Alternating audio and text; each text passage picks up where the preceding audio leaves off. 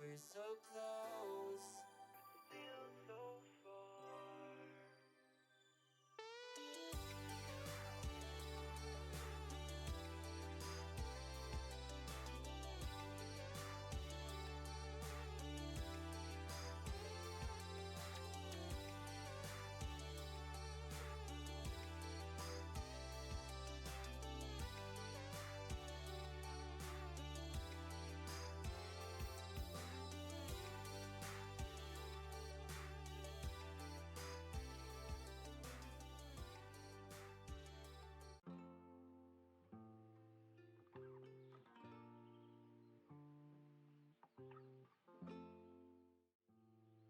Good morning. I still haven't finished putting on makeup, so we're gonna do a little bit of that together.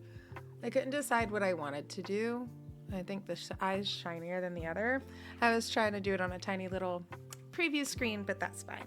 Good morning, good morning. Is this side? Little extra shima or something there. Hello, hello, hello.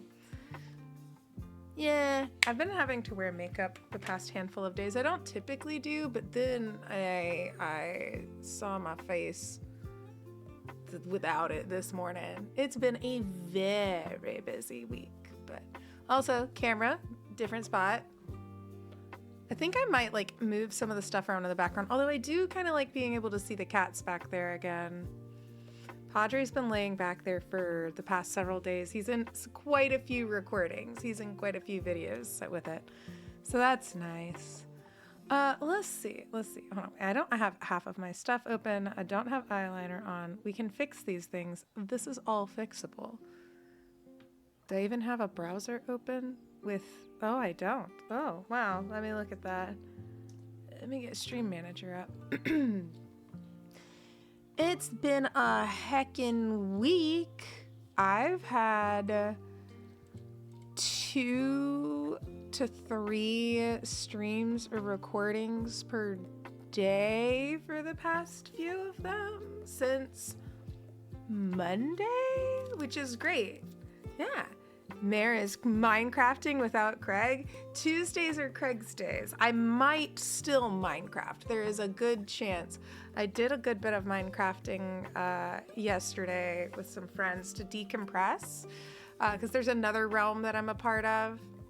This eyebrow looks bigger than this one. So like, this one's like, do we go for the Gen Z bushy eyebrow look and I like fill this guy in more? And then I gotta do something else. I don't know. But yeah, I can absolutely Minecraft. I haven't, usually Saturdays back in the day used to be a lot of,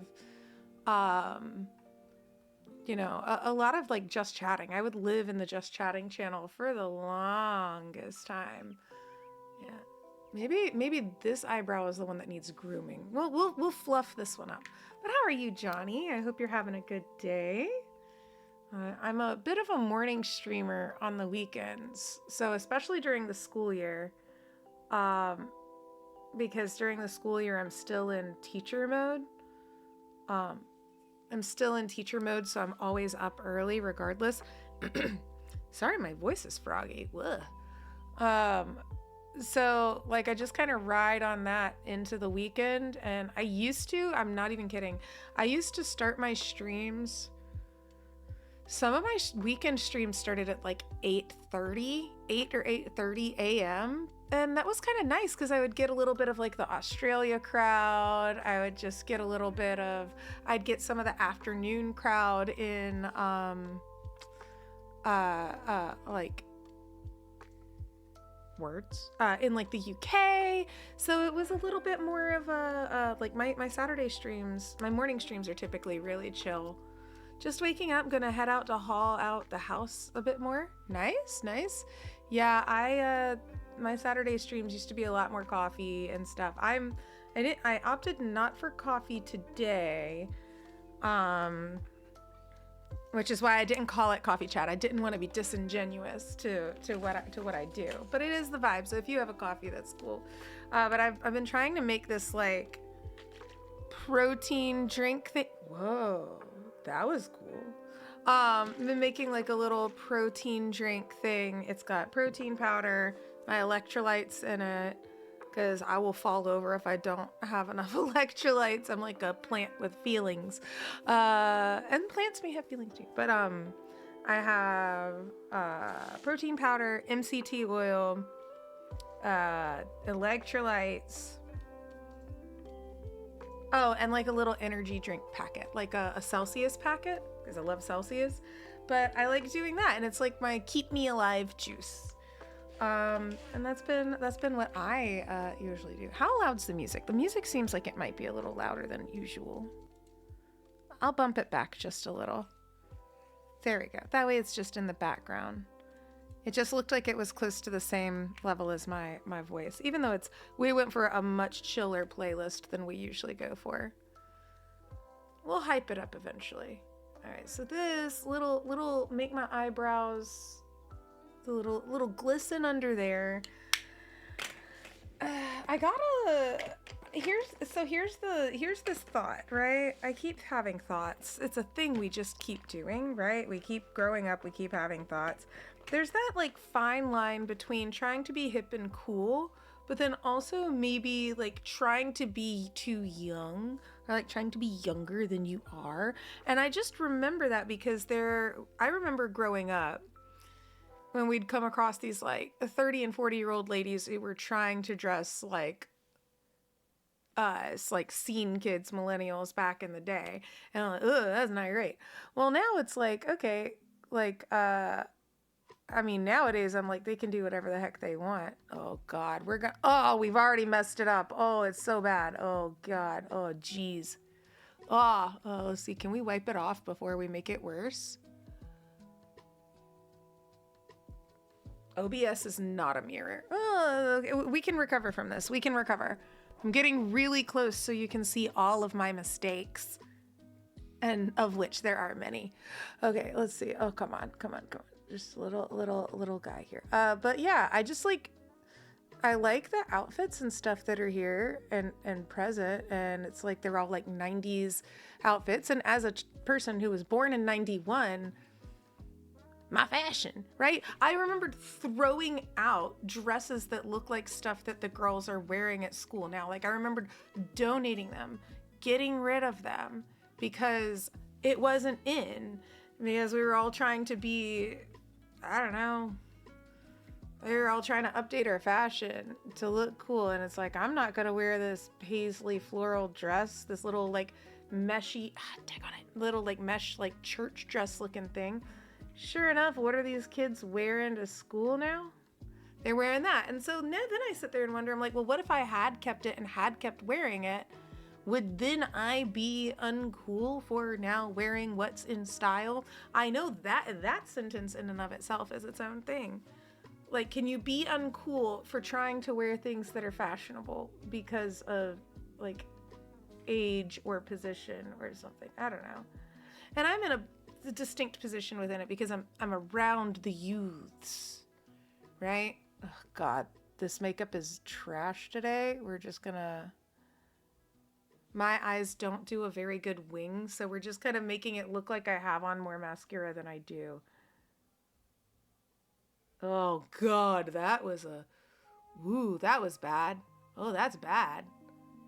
That's bad. That is not good. That is in fact what we call bad. Holy crap. Ugh, I should have tried to spend more time on this before going live. Get ready with me. Badly. My God. Do I have a mirror anywhere that I could maybe try to recover from this?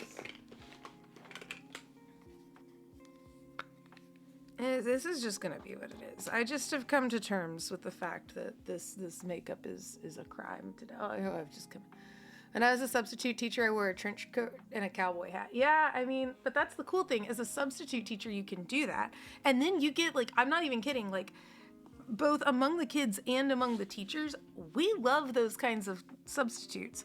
Like, the kids will let us know. Like, the kids love, like, telling us what happens. Like, when we come back from having, oh my God, this makeup is against the Geneva Convention today. Jeebus.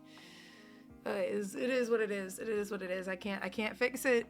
Look, she wore makeup poorly, but she did it, yay. But we loved those teachers like, those substitute teachers like that would have their quirks. We used to love that. That was always great. You know, because there was one guy at our school who, whoa, what was that stutter? We had one guy at our school who, when he substituted, he wore like an Indiana Jones hat. Like he had this like Indiana Jones style hat and like a bomber jacket. So and I'll tell you, I don't even know his name, but the kids, like we would always see when he would substitute for another teacher, and then the kids always liked him too. He was kind of quirky. He was very chill. He just kind of let them do their thing, you know. So if we had him as a substitute teacher, we knew we could just give the kids like an online assignment or a little bit of a worksheet or some reading, and he wasn't going to bother them. What's also crazy is that like there were also some of the substitutes where if the kids didn't like them, not for any sort of thing, but like some of them would get, they get chatty with the kids. They get they start talking with them, and maybe like outside of the parameters of what a substitute teacher should talk, not necessarily anything inappropriate, but some of them will like start talking, like telling their whole life story to these teens who for real don't quite care. And and then sometimes like they'll just hear different stuff. Like I used to have the worst luck with substitute teachers, because I never took a day off. My first like 3 years of teaching, I didn't take days off unless I was like sick and dying. But my first years of teaching, I didn't take like personal days. I would just do substitutes if I was sick and dying. And it would always be because I had a sub. My kids would come back. The kids come back changed after you've had like a weird substitute. They come back to you and they're like, "Miss, please don't ever leave again. You're not gonna believe what just happened here." And they like one time, one of the substitute teachers I had said something to a kid, didn't call them anything, but just said something, and the kid was like, "Hey, I don't want to talk about it." It's like, "You're gonna have to talk about stuff you don't want to." And the kid was like, "No." But then this guy butted heads with one of the assistant principals, to the point of like when I came back, that was all the kids could talk about, was like, "Yo, your substitute like almost got in a fight with the assistant principal." And I heard from other teachers that they had a shouting match in the hallway. Like they were like yelling at you, "Well, I was Marine, well, I was a soldier," and like they were doing like that. And what's so funny is that after an experience like that, especially if the kids had a bit of not an issue, but like, they were like, "I don't have to listen to you," to that, they come back like angels after they've had a trying experience with a substitute. Yeah. I was the one who they would call to go on field trips because the kids loved me. I worked at a vocational school for high schoolers. Nice. That school year got me enough money to buy a Camaro because the teachers wouldn't want to be there. Well, I loved teaching at the school I was at before this, and then I love the school I'm at too right now. But I don't like getting out of the classroom. Like, I will be taking some days off so I can go to PAX U, which I've already got my tickets for, but I've also applied for a creator badge. So we're going to see if I get my creator badge this year. I think I need to create a little more, probably. Ooh, I got to get the chat fixed. My chat never goes all the way to the top. This is new for me. But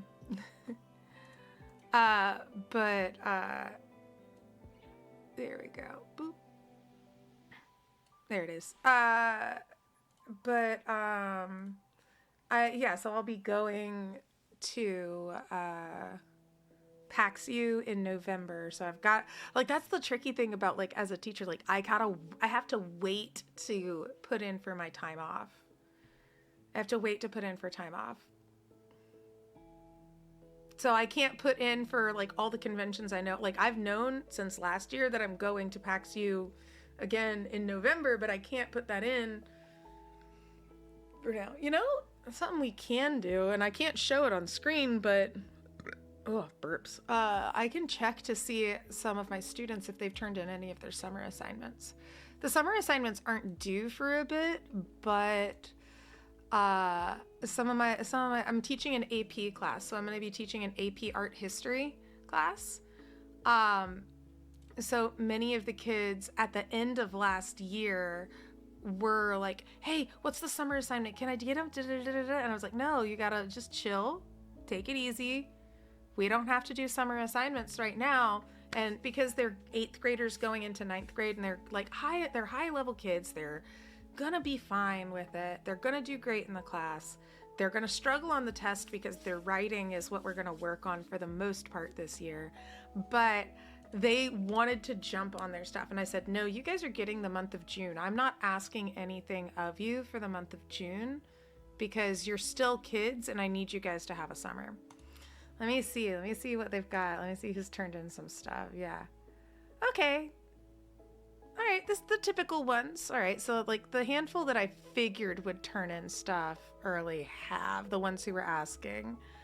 And then they have like some Khan Academy assignments to watch some of these videos so that they can get an idea of what the AP class is going to be like. And, you know, like just some of their just simple assignments. Let's see, teacher dashboard, classes. Yeah, not all the kids have even joined the class yet, so they're going to have a little bit of, they're going to be hustling at the start of the school year, and that's okay.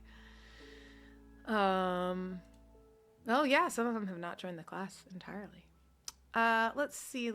What are they looking like? What have they gotten done? Yeah, so a lot of the kids have already gone through like the little preliminary exercises. And then the other assignment that I've given them is it's like a reading from like the introduction to a textbook that goes over the elements of art, principles of composition, and why we study art history. Like, what do we do for that? So then they have like a graphic organizer that they need to fill out and some definitions they need to do because we're going to use those words every single day. So cool. Great. Let me get out of my school account. Let's get up out of there. But yeah, that's, I'm looking forward to it. I'm looking forward to next year. The theater program, we have our shows picked out. I've got to get the rights to both of them, but we've got the shows themselves picked out. So that's good. So theater program should kind of run itself. A bunch of the kids who are in leadership for it now, they are really strong kids. So they're gonna do a good job with it. And then yeah, so like my drama classes, they kind of flow. What is this? Is there a glitter? Do you see this? Is there a glitter? What is that? Shiny dandruff? What are you? Is that glitter? I thought I saw it. Did you see it? I saw it. Oh well. But yeah, the kids. I need to put powder on. That's what I forgot. They are. It's gonna be a good one. I shouldn't even be thinking about work yet, but it's like that point in the summer. Once you get past 4th of July, you start thinking about getting back in the classroom again. But that music seems loud in my ears. I'm gonna pull it down for me some. But yeah, okay, so anybody else got any trips coming up? Anybody got I know like I said, I'm gonna go to PAX U. I'm gonna go to Raleigh, and I'm gonna go to GalaxyCon at Raleigh, not as like a guest, just for funsies for me. Also because Whitney from Smoking Glue Guns will be there, and we have done shows and stuff together, so I just want to be able to see my friends. And I'm trying to convince I don't know if my husband's gonna join me, but I know some of my good friends. I keep trying to convince them whether or not to take a day trip, or ideally it would be super nice if we could just grab like a hotel that's nearby or like a little Airbnb and just stay up in Raleigh for a couple of days. Because, you know, we can drive back and forth. Like the drive to Raleigh is 2.5 hours maybe. But, you know, so I could make a couple day trips of it, but I would just love to get like a 3-day badge and go do that. Yeah. So I can go and just do it. Like, I mean, really, when it comes to GalaxyCon Raleigh, you don't need a multi-day situation there, but then you don't feel as rushed. Because, like, I tried and get there early, and I like some of, like, the nightlife after there. I need to... next year, I think I want to try and help run games with that. I think Playotic is the one that runs the games, the tabletop games area. So I may need to talk with them about what it takes to run some of those. Especially, I think we need to get more kids playing D&D. I'm just saying. I run a D&D club at a school. What do you think I'm gonna say? I think that even just like teaching it. So that's like, I've been thinking about stuff like, am I creating content? What am I gonna do? Like, in addition to playing a crap ton of Minecraft. I think I'm gonna try and put together either like a summer camp curriculum or like a how to play D&D, like, you know, curriculum, slideshows, different stuff like that so that kids learn. And then also I do need to start introducing folks to other games. Like the kids want to play D&D. That's popular media, but also some of their parents are D&D heads, and they teach like their home like game night. Instead of playing Scrabble or Uno like we did, they have like a home campaign, like a truly home in their house campaign. Like their dad or their mom runs D&D for the family, which I think is the coolest thing ever. So there's that. I'm a little pale today, hopefully. I'm sheepy.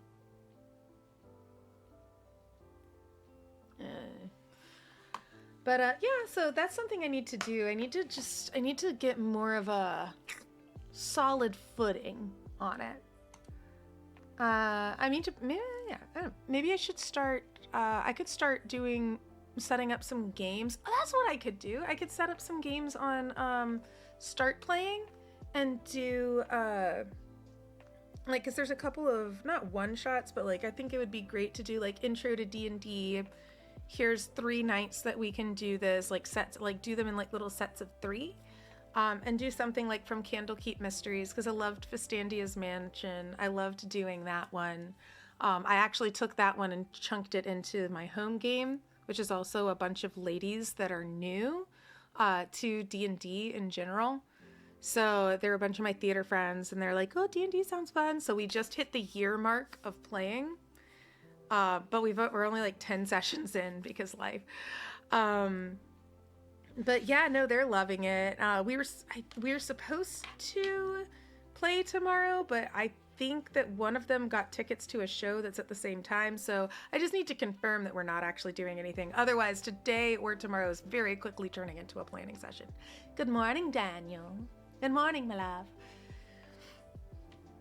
But yeah, I think that's just the thing. I've talked with some of my other friends out in the space, and I'm like, I don't know what to do. I come up with ideas, and I'm very bad on follow through.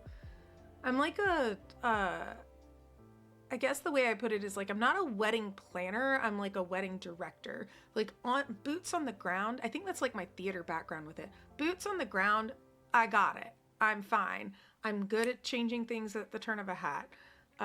Like lesson planning, I have like the idea. I often have like the bullet points of the lesson I want to teach in the classroom. And then knowing that if I plan too much, nothing's going to work out. And I've had to like relearn that lesson with running my home game. Mm-hmm. You get some good sleep, Daniel? This morning got here faster than I thought it would.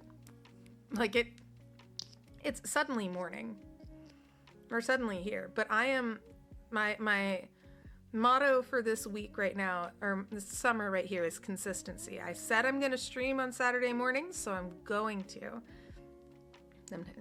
You and Taylor do the same thing. So many great ideas, you got to get them out there. That's why best friend and I are the same person, just in different counties. Yeah, this eyebrow is just gonna be like Godzilla, and this one is just gonna be like down here doing its own thing. It's just, well, it's hard because like in like theater world, everything changes. Nothing like something's, you've got to be able to like change it. So like if you get married to an idea, and that's something that I'm teaching these kids in theater, because they get so married to how something is done or the right way to do something, and there's a level of flexibility. I'm just vibing today and making some content later. Nice, nice. Oh yeah, speaking of like things I'm making, let me go grab my iPad. I mean, I know I've shown you, but this is for the VOD frogs out there.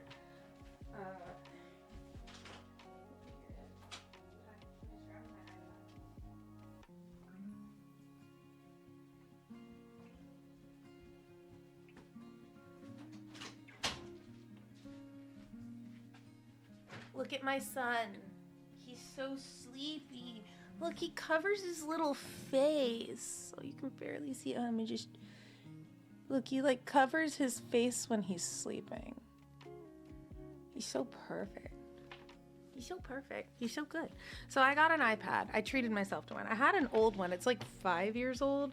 And so I think a lot of that is now it's going to be used when we're flying, because Keith loves watching movies when we fly. He loves watching movies when we're flying anywhere. So I'll let him, keep that one for it. He's probably going to need to get an updated one because he does like appraisals and like real estate stuff, like measuring houses and things. So apparently a lot of the new technology is moving to iPad world. But I got mine mostly mostly because for Christmas and their birthdays and everything, everyone in my my home game, my D&D home game, they all got new iPads, because I had my little iPad, and that was what I was. I had my notes with me.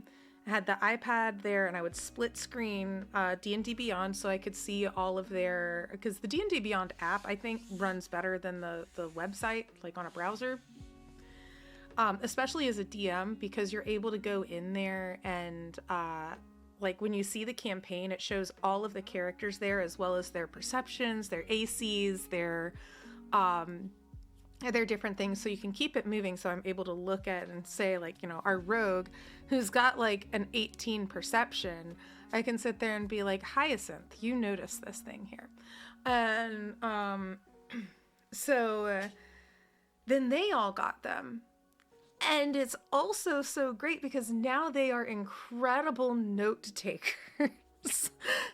Better note takers than I am, for sure. Like when I'm in a game, like I try to take notes, but a lot of times I just end up writing down quotes of things people said and not much else.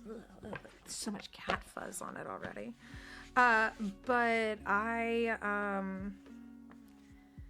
I ended up getting a new one because they all got new ones, almost all of them. I'm bringing my spare one because one of them is using her daughter's iPad. Like she's got like the little video iPad for her daughter, but she's, set it back up so that she can use it.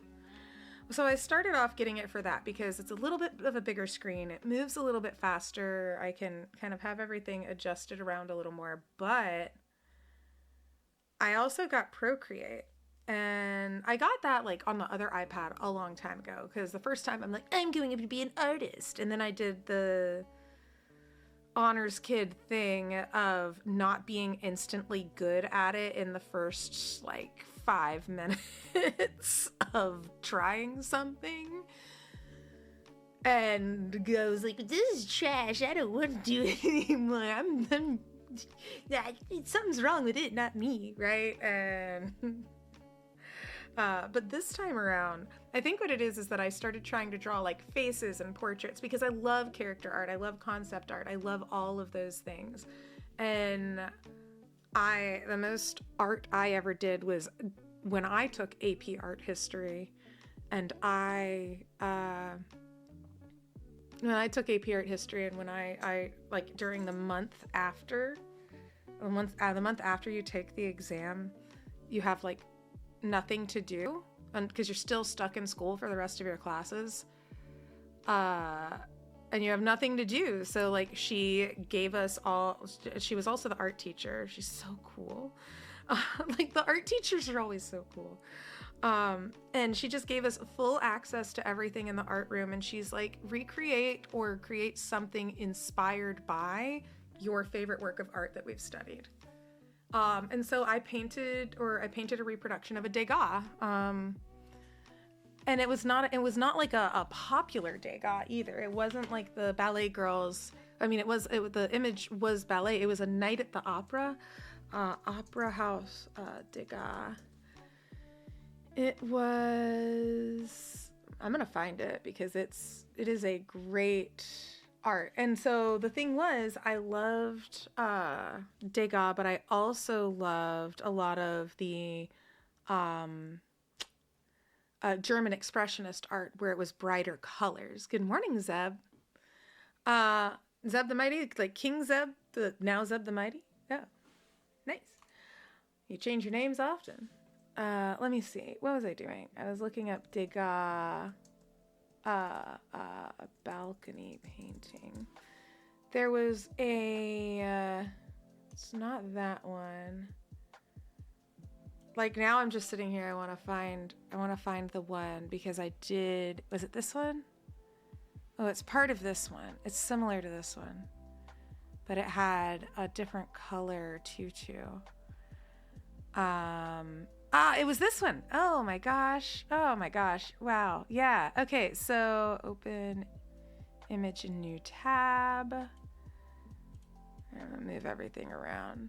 But when I was in my AP Art History class, oh God, let me move some things. This goes over here. This goes over here. Ditch stairs. Tired of people calling me king after I introduce myself. Oh, that's fair. Let me preview to make sure this goes to the correct screen. Okay, good. All right. But when I painted something that was like this. I painted this when I finished my AP Art History class. Not this exact one, but I do remember because it was so interesting because we had learned about all of the different mediums and different things like that. So I used acrylic painting when I was painting it, but Degas used pastels. And pastels themselves are very hard to work with. So at first I was going to try that and I was like, just kidding. Someone give me a paintbrush instead. So I ended up painting this and it's either in my mom's house or it's up in the attic here somewhere. But yeah, no, and it was more brightly colored. I remember doing the vibrant colors, but it was so nice because my art teacher taught me, because like you sit here and when you think of shadow and everything, like you think shadow means like gray or black or something, but then it was just like, oh, you're not mixing this with this, add a little purple. Like you can see there's a little green in it. You can see like where this shadow is, that's a little bit of green and blue. And that just kind of changed my world. So even though I never took an art class when I was in school, I've always loved it. And I love painting. Like I even keep going through these crazy ideas that like I have in here a bunch of like tiny postcard size canvases. And I keep thinking that maybe I'll try something, but my problem, here's my problem as an artist, is that I like being done with things in one sitting. So I could never paint with oils. I can't, because oil painting takes too long, too much. Oil painting, you have to sit and you have to wait for things to happen. Same thing with acrylic. You have to wait for certain layers of the acrylic to dry or else it will blend. But it also, you can like re-wet it. It was a whole thing. But this painting's upstairs, maybe? I don't know. I've got to, like, now I want to find it because it was hanging up in my mom's house for a little bit. I don't know if she took it with her. And then I had another one where I painted it and it was like, I just found like a reference image of like someone, like an arm holding a baby, but I painted the baby like blue and like the arms were bright yellow and it was like very vibrantly colored. Mostly because I wasn't sure how to do like all this like detail. But I loved the Impressionist period. I loved the Post-Impressionists. Van Gogh is my favorite painter. Well, I mean, it's a tight run between Van Gogh and Degas for like my favorite of that period, because I was a theater baby, so I loved all of the stuff that Degas did with making art of the performing arts. So it was like art loving art. I loved that. But for me, Van Gogh's story was so inspiring. Or not, I guess, not inspiring in like the wow, wistful, but inspiring in the sense of I tried to write a musical about Van Gogh's life. Well, not Van Gogh's life, specifically the final 3 months of his life. And I started writing it at the end of college. So it's still sitting in my Google Drive 15 years later, which doesn't seem like real, but yeah, I have a and by musical partly written, a lot of it is just outlined scenes. Like it follows the musical beats. Like it's supposed to, like, where the songs go in the musical. I think like in some of it, oh God, how embarrassed do I feel like being today? How vulnerable am I feeling like being today? These are the big questions, you know? Like, how do I feel like... I'm gonna take a look at my Google Drive real quick. Let me take a look, like, where it is. Because that's the thing, is sometimes, like, so I read The Artist's Way a long time ago, and the whole idea in it, if it wasn't The Artist's Way, it was, maybe it was a book by the Eat, Pray, Love lady, where it was like art-based sort of thing, but this idea that your ideas that you don't do, like ideas that you don't follow through on, become, they're like almost like spirits in and of themselves. They're like the muse, that essence, whether it's you believing in God, believing in the universe, believing in science, where these atoms are trying to like create something, any sort of spirituality, however it is, whatever it is, an idea is a thing, and it doesn't have hands, it can't do the thing, so it needs us as as vessels to do it. Why does it get rid of my chat every time that I do that? It shouldn't get rid of my chat each time. That makes me very sad. Oh well, we'll get rid of that. We don't need it now. So I had an idea for a Van Gogh musical, and I started on it and then didn't do much with it. And then that thing happens, right? So you the worst thing you can do as an artist is try to see if something already exists. And so I was working on it. I was really excited about it. I had a friend who was also writing a musical with their friend, and we were like, you know, like, this is the idea, this is the beats, these are the moments, these are the character moments, this is what I want someone to feel. Like, I think one of the words I wrote in it was, this song feels like stars from Les Mis. This song feels like this, but with this sound, and like kind of had it where like this is the moment that needs to be here. I get tripped up on writing dialogue ever. Oh God, here it is. My dialogue is so bad in writing when I'm doing it, but I'm sitting here looking. Oh God. And then I tried to novelize it. And then like, yeah, so this was the thing, is it's like I do something and I come back to it.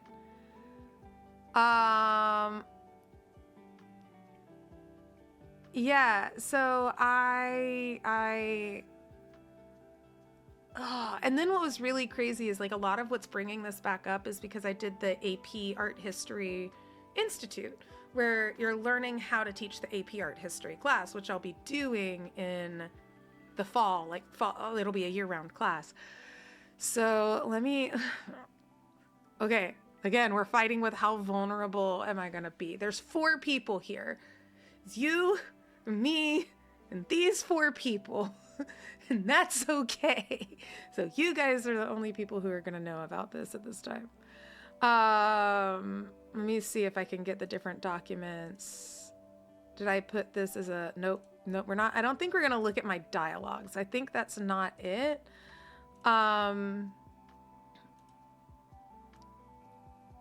Okay, all right, yeah. So this is how a young mayor once decided to try to write these things. Like, I had so many specific moments, and then I also, one of the first gifts that my husband, or not at the time, but one of the first gifts that Keith gave me was a book of letters between Theo and Vincent. So here we go. Let's see. Okay, I'm just clicking. All right, so the I'm dying here. I'm dying. Let me see if I can. And see, I want to make the page setup so it's the page list. Yeah, that way I can zoom in a little bit more. But yeah, so the entire thing was like the theming of this musical as I was starting to work on it. It was very much inspired by the Vincent episode from the Van Gogh episode from what you call it? What's this? The dragon? Not dragon. Why did I say Dragon Ball? Man, I'm on mobile. I can't see that. Look, I'm zooming in as much as I can. Sorry, buddy. There. I got you. I'll read it out. It's just to give me a second. I'm also just trying to adjust a few other things. There we go. That's what I want instead too. All right. So like the idea here is that, you've got Vincent when he's 37. So this is truly in the last 3 months of his life. Theo Van Gogh, I'm gonna like that. His brother, Joe, who is Theo's wife, who Theo was an art, dealer, essentially, was an art dealer, and he also supported his brother's artist career, even though his brother, obviously had a tumultuous time. So if you don't know, Vincent van Gogh spent a lot of time dealing with mental health and spent a time in an institution that was trying to help him. He had a very tumultuous emotional state. So I have siblings who are autistic, and I have friends who are, and I have friends who struggle with translating what they're feeling either into expression or verbalization. And when I read a lot of Vincent's letters, so much of it read to the way that one of my siblings communicates. So that was a big thing for me. And then I, of course, because it's a musical, I had a bunch of other characters. So Marguerite Gachet, so Dr. Paul Gachet, this is the physician where after Vincent left the institution, which is where he painted Starry Night, which is where he painted a number of his other works, it was decided that he needed, instead of being within a city, which was kind of the setting that happened before, so he lived with another painter named Paul Gauguin, or like with Gauguin, and Gauguin and he were buddies. It's like that thing of like where you try and move into a house with your friend and then it turns out to be a bad idea. Gauguin was living with him when Vincent cut off his ear. So that was all like roughly in the same time. So there was this big tumultuous period. So all of what I want to do in the musical was to pick it up right after him leaving the institution. He's trying, like, things look like they're on the up. Things are going on an upward trend for him. He's getting better. Dr. Gachet was he was a physician who liked art but couldn't do much art for himself, but he was known for working with other artists in this time. He had a daughter named Marguerite that Vincent actually painted a portrait of. So Van Gogh, piano. Nope. This is Marguerite Gachet right here. Open image in new tab. Oh, wow. That couldn't be smaller, could it? Let me see if I can find one that comes up larger. There we go. Open image in new tab. Daggone it, y'all. Why? But Marguerite Gachet, nope, that's not what I clicked at all, is it? No? Stop. No? What are you doing? But a lot of time he's spent with these things. Why is, you'd think that if you clicked this, where it says Marguerite Gachet at the piano, and you think if you could click it, that it would bring up the thing you're clicking. That's a thing you would think would happen. But either way. I remember asking my home how he lived without an ear, and her response was very concerned he didn't. Yeah, he did not have an ear for a good period of time. Granted, I was about 10. Oh, yeah. But yeah, so Marguerite Gachet plays the piano. So in my story, as it goes, right, because, fictionalized history, or like, there we go. So there she is. As you're romanticizing history, as one does, theater, etc. To me, in this story, he struggles to express himself with words. Mother not home. Gotcha. He struggles to express himself with words. He tries to in his letters, but he can't quite. The only time he feels like he's expressing himself right is with color.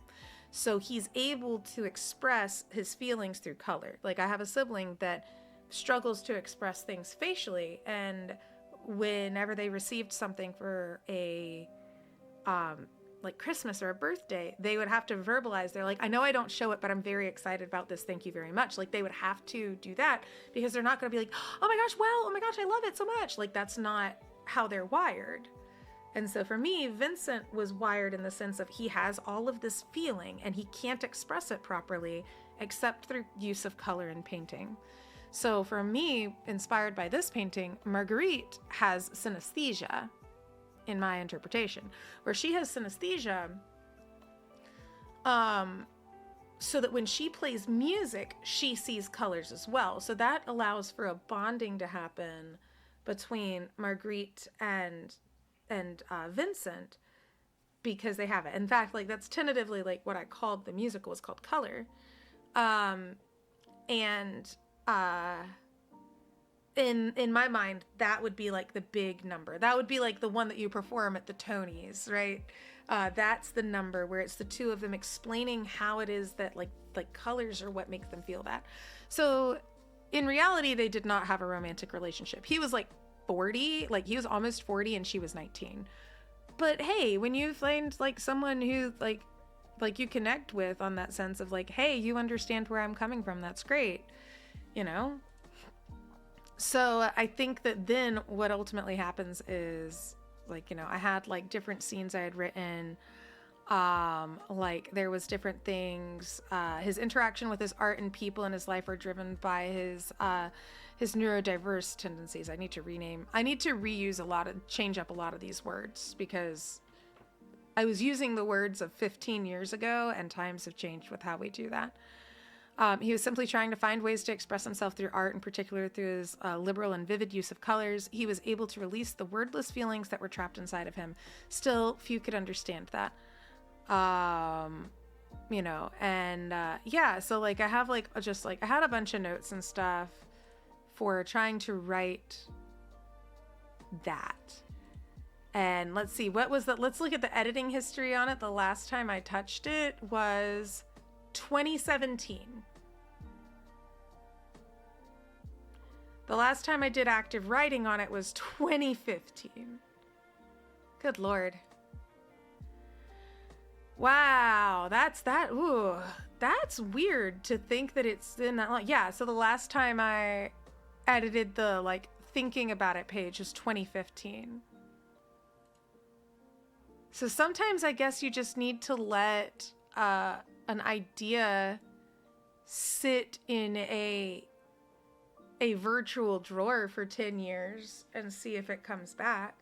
Because I was so inspired at the time. Like, I mean, I don't know. Yeah. And I did a lot of research on that too. I did like a ton of research. A lot. Because I was fresh out of getting a history degree. So I was flowing with that. But.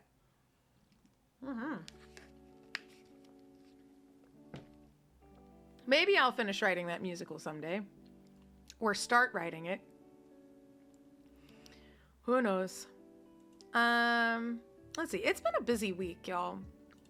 I ended up doing, let me count up the recordings. or like meetings and TTRPG based everything. I did 1, 2, 3, 4, 5, 6, 7, 8, 9, well, 8, because that got canceled. 8 different TTRPG based talks, meetings, streams, recordings type things. Yeah, it was just a lot. Everything was a lot. And several of the things got canceled too. So not of that 8, there were more above that. So it was a lot. And yeah, and like a lot of them, like, you know, I don't know if you're not familiar with how like actual plays and stuff get recorded or anything like that. It's sometimes like 4 or 5 hours because you have to have that, you have a break, you got to have tech get set up, you have different things like that. So there were some days where I essentially worked an 8-hour day. And then some of them were for folks that are on the Pacific Coast. So my start time with them was like 10 p.m., which on a normal school night, I am in bed by 10:45. Like I am asleep by 10:45, whether or not I'm in bed too. So I'm either in bed asleep or I'm like asleep on the couch or over there, and my husband knows better than to wake me up. Like he's so good, because when we first started like living together and I would fall asleep, he would try to wake me up and move me to the bed, but once I get woken up, I stay up. Yeah. But yeah, so attempts at writing were one of my creative ventures. Now I've been drawing. Oh, wow. I guess I have an ad break that comes up in about 5 minutes. Maybe we'll figure out something else to do. Right. So heads up, I do 3-minute ads at the top of the hour now, so that then I can keep things there. Is that a kitty behind you? Yes, that's Padre. He is a sleepy boy. Oh my gosh. Hi, buddy. Yeah, he's a sleepy guy.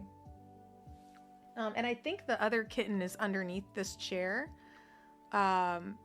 Like the cat, like I put a blanket there, and then the cats have been slowly moving that blanket further and further under there, and so it's like a little nest.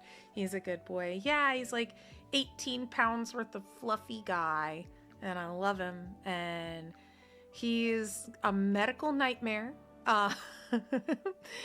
He's a medical nightmare, unfortunately. He has a tendency to get UTIs. He had his teeth, like he had to have a ton of teeth removed, but by the time they had been infected, it had gotten into his nasal cavities. So he has like this permanent nasal, like sneezing all over. Our house is covered in little Padre boogers, like, and it's like sneezes on a wall. We have to use like a magic eraser to get it off. Like but he's happy and he's healthy, apart from just like, you know, like a consistent, like little, like thing, not allergy, like not infection. It's somewhere in between. I have a tendency to get UTIs. Yeah, he's just an old man. How old are you now, buddy? You were found in 2000. He may be 14. He might be 13 or 14 now. Wait, Mom found him. Maybe he's 12. He might be like 12, 13, 14, somewhere around there. I have to double check because he's adopted. Don't tell him. If he answers you, I will think. Yeah, if he like wakes up and says he's like, yeah, that's the one. But yeah, so we have ads coming up in about 3 minutes. I'll take a tiny little break, and then we'll figure out what the heck else we're doing today. Minecraft is always an option. I do have other games on Steam. I didn't buy, I'm so proud of me. Everybody clap. I didn't buy any games during the game sales. So everybody clap. Whoa. No new games. Because I have so many to still play. I still haven't finished Baldur's Gate. I'll be back on my computer soon. Cool. Let's see. Final Fantasy franchise sale. I've never played a Final Fantasy game. I was thinking about Red Dead Redemption the other day. Oh, they have an update. What's this? Let's see. Steely resolve in the face of courage, twisted and downright supernatural. Oh, wait, is there like a zombie event happening in Red Dead Redemption? That's cool. I've only played 14. See, I don't know anything about it, but then when the Magic the Gathering Secret Lair drop, or not Secret Lair, but the Magic the Gathering drop happened for it, everyone's like, I gotta have it. I will say, you know what? That's the thing we could talk about. I will say I am pretty interested in the new Magic the Gathering announcement. It's like space. So like I'm of two minds. I love, here we go. I love, this is what we want to see. I enjoy fantasy, obviously. Fantasy content, fantasy everything is my jam. But yeah, this here, some like space magic, like, and then I was seeing some of my friends talking about, well, how about this? This is what we'll talk about when we come back from the break in about 30 seconds. So if you take a break, I mean, I'm going to stay up here. I'll stay vibing, but you know, the ad break's going to be going. You can use your Bezos bucks if you would like. You can follow with Bezos bucks, or you can just vibe for 3 minutes. So 3-minute ads at the top of the hour in 30 seconds. It's coming, baby. And who knows, maybe it'll just be a banner ad. Sometimes it's that. I never know. I never know. It's not consistent. It ain't consistent. I'm gonna kind of readjust all my panels and everything over here while we're doing that.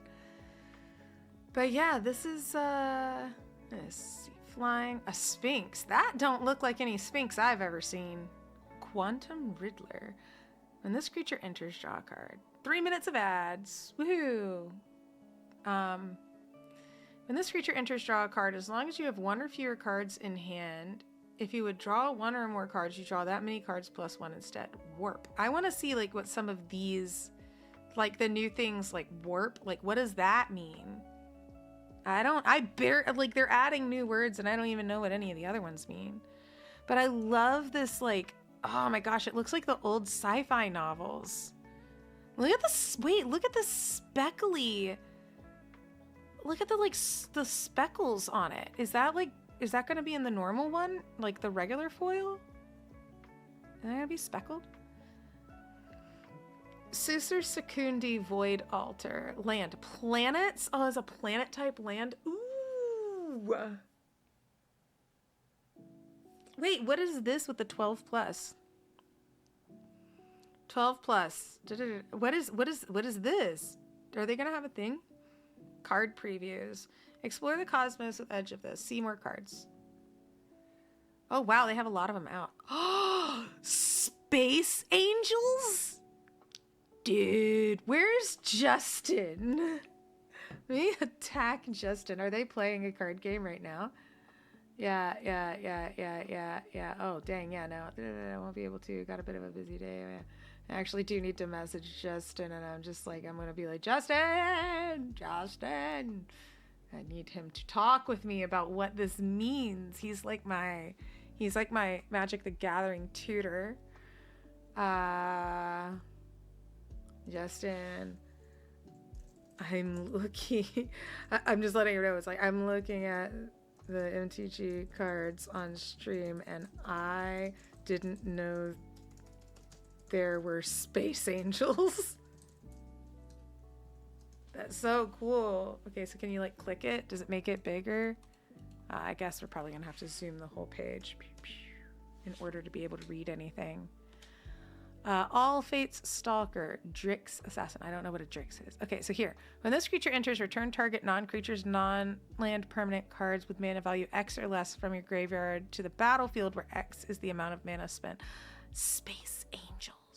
Oh, this is cool. My head's in the way, but let me move me up into the corner again. There we go.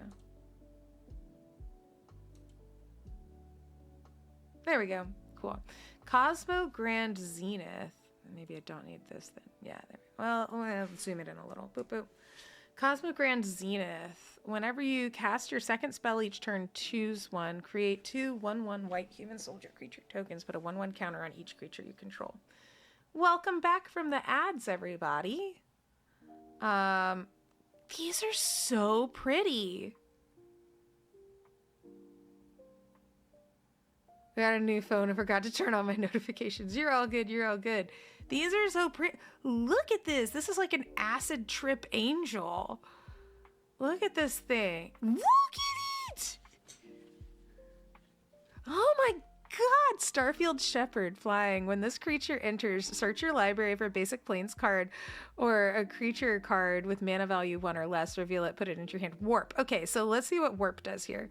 You may cast this card from your hand for its warp cost. Exile this creature at the beginning of the next end step, and you may cast it from exile on a later turn. Okay, so I got my cards. I play my land. I tap the other things, and it's there. And then I tap, and then I like pay more, and the warp card's there. It's out for that moment.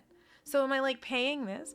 We need to do some deck building with this set. I know. Okay, so like, you know I love fantasy, but again, my plan going out of high school when I was like, I'm going to go get my degree and then I'm going to go, listen, I was going to be like a lawyer, NASCAR driver, marine biologist was my whole plan leaving school, right? And then I was like, I don't want to learn to scuba dive. And then I got out of NASCAR. So, you know, become a lawyer was the next part. And then my people were like, you should become a lawyer. And my ADHD said no. Also, my depression said no too in college. But my goal, because I was a huge fan of like Battlestar Galactica, Stargate SG-1, I wanted to move to Vancouver and do nothing but Vancouver sci-fi television. That was the kind of actress I wanted to be. I didn't want to be in like Marvel movies, which weren't like a thing at that time.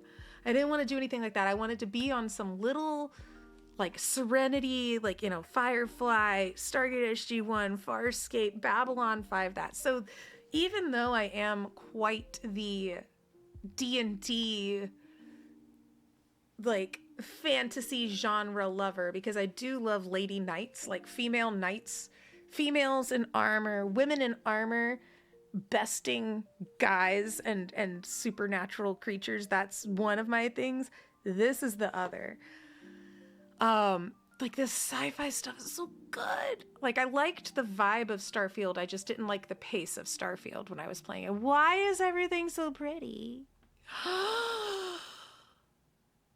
Is that the second card? Yeah, so that's this card here. That one's good, but look at wow, yes, legendary creature. So let's see like what our commanders could be. When Halia or another creature or artifact you control enters, you gain life. Oh man, this thing's probably full of artifacts. That's all space technology, right? Like all sorts of like automatons and like this thing's probably chock full of artifacts. Holy crap. Okay, so this warp mechanic. Let's go back up and read it because I think I need to try and understand it better. Okay, you may cast this card from your hand for its warp cost. So that means that ultimately I would be paying like 3 white and 4. So like 3 white and 4. So I'm paying it. Oh wait, no. So I would just be paying 1 and 1 white. So pay 1 and 1 white. It's out for this. It's out for this turn. It goes to my exile at the beginning of the next end step. So it's out there for the whole thing. Is it out there for a whole turn and then it goes to there and then you can cast it from exile on a later turn. So then if you're casting it for the full cost. So is this just essentially a way to get high-powered cards out there for a second, but then you almost have like a second draw pile? So it's like... Maybe I should go in the Magic the Gathering category so that people can help me. We got Space Angels? Magic the Gathering. What's warp? Help. Still new to MTG. That way people can come in and be like helpful. Maybe they'll be helpful to me. Okay, so let me. Okay, I'm imagining I have this card, right? I've got cards in my hands. I'm gonna play my little mono white deck. Let's just say, looking at just at this, got my little mono white deck. I have Starfield Shepherd. Starfield Shepherd is very expensive. So ultimately, what happens is I play this, like all that warp. I'm like, I don't want to pay 5 mana. I'm going to pay 1 and a white, and I'm going to place this down. Okay. It's out there for this turn. I search my library for a basic plains card or creature card with mana value 1 or less, reveal it, put it into your hand, then shuffle. So I put that, it's there, I shuffle it, shuffle the deck, I got that, I now have the thing that I was looking for in my hand. This at the end of my next instep, so does it stay out for a full round and then next instep it goes away? I don't know. Well, it goes away. Then later on in the game, I'm like, golly gee, there's another creature that I think that I would like out here, or another plains card or something like that. Does it say your or the? Or creature card with mana value 1 or less, reveal it, put it into your hand. Okay, so warp. You may cast this card from your hand for its warp cost. Exile this creature at the beginning of the next instep. So the next instep, not yours. So the next instep. So would that be like the instep of my moment here? Okay, so that would probably be the instep of this turn. It comes out, I get to find the thing, I throw it into the exile pile. And then later on, I'm like, you know what? I really need another guy that's like mana value 1 or less. So I spend 5. Hopefully there's stuff in here that reduces the mana cost there. I spend 5, I put it out there, I get to look up that stuff again, and then it goes, then it's out there for good. Then that would keep it on the board because I would have cast it then. Interesting. All right, legendary artifact spacecraft. When the Sirema enters, search your library for a legendary creature card, reveal it, put it into your hand, then shuffle. Station. Tap another creature you control. Put charge counter equal to its power on this spacecraft. Station only as a sorcery. It is an artifact creature at 7. Oh! Oh! What? It's making sense now. So the station mechanic, I'm guessing, the station is almost like a planeswalker in that you can't like move up or down, you can't like decide what you're doing to like add the loyalty counters, but like you tap something and then that adds charges onto it. You tap something, it adds charges onto it. And so like this is just when it enters, it ETBs and gets you a legendary creature card, reveal it, put it into your hand, then shuffle. And so then it can't move. It doesn't do anything else until it gets those charges. And then it becomes like a 5/5 like creature artifact kind of deal, right? It becomes a creature where it can actually like be damaged. Other tapped legendary creatures you control have indestructible. So your legendary creatures, if you tap them, they're only indestructible when they're tapped. So nothing can get destroyed. So if you have something that's on the field and it is giving boosts of some kind, it's giving buffs of some kind to your whole field, you would essentially want to tap that card every single time so it's indestructible.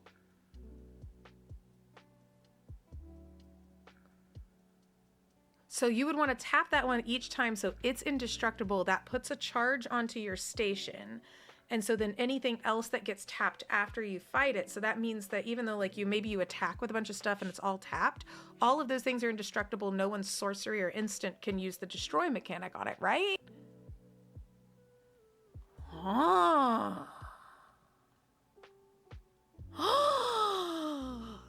This is so pretty. Flying lifelink, if one or more tokens would be created under your control, twice as many of those tokens are created instead.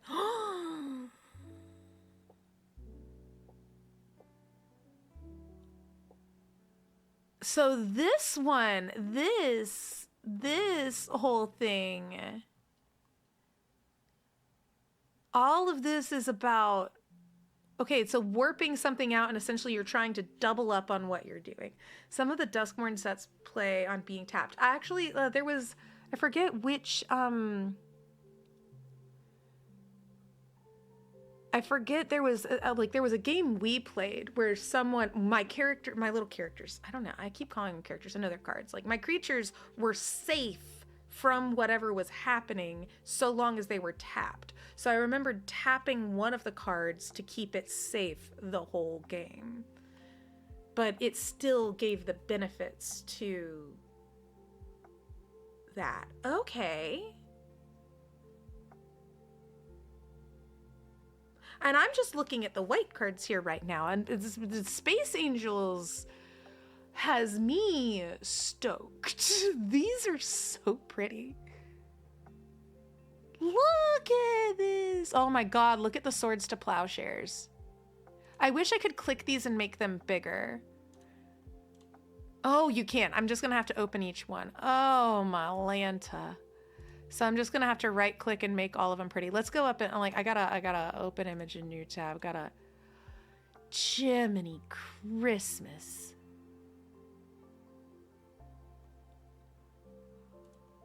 Justin, I think this might be my first I've gotta have it kind of drop. Oh my See, I am such a sucker for anything iridescent. Like I am such, like that's like half of my stream design. If it looks like that pretty thing where it like does iridescent pastel pretty nonsense, that's what I'm here for.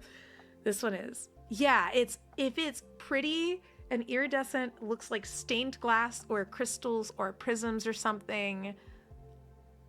And now it's like a like crystal angel, like jeez. Put this in my hand. I want this. Oh my gosh, this deck. Okay, wait, because one of the things I was reading, so this Exalted Sunborn. So if you could find some sort of mechanic for like I do Chatterfang, where I just like do a bunch of tokens, right?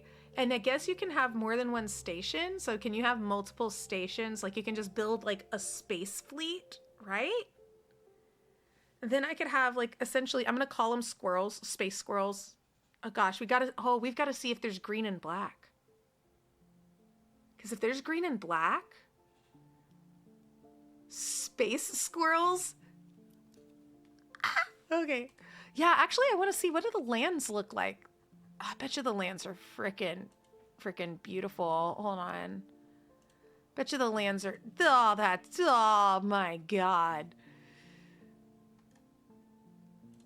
Oh wait, not save image. Open image in new tab. Come on. Look at the extended art. I'm gonna cry. Oh.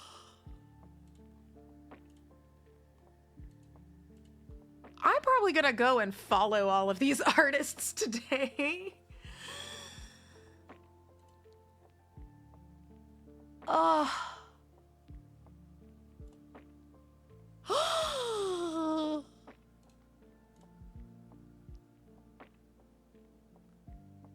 It's a station as well? The lands are also stations?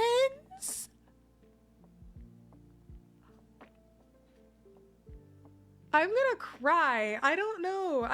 Why am I having these big feelings over cardboard right now? I've never felt like this before. This is very strange for me. I'm hearing you out, so hear me out, Justin. I'm hearing you out. Speak, my friend.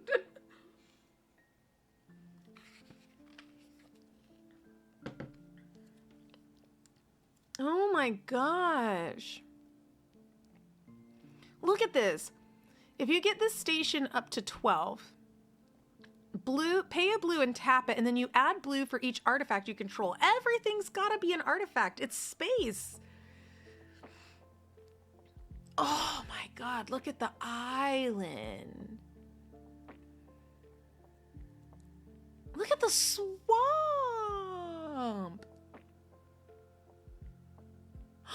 Look at the regular planes. Oh my god, this is just Battlestar Galactica, but make it cards. Gonna throw up. This is so pretty. Look at this. The Euthros because I loved the main one. I love that. That's really cool. I love this. But oh my god. So this makes me want to play Stellaris really bad. Like this, like for the rest of the day after we look at this, we go in on a collector's box and open them on stream. Yes. I think we do that. I think we absolutely do that. That'll be my first collector's box. I've never had one before. I've never had a collector's box. I'm new to the cards, and the cards, like, I've never had one. And so, like, if I get one, I may have it then. It's so cool. Yeah, like, this makes me think, oh god, we're playing Stellaris. We're playing Stellaris later today. Do I have it installed? Hold on. Just don't mind me. I was thinking about playing Red Dead Redemption, but I think, let's see, how much is it gonna oh, it's 21 gigs. Ooh, well that, I don't want it to slow down the stream, but like we're cooking pretty well today. I can always pause it if stream gets laggy. Let me know. Yeah. All right. That'll be going in the background because I have a feeling we need to play that. Cool.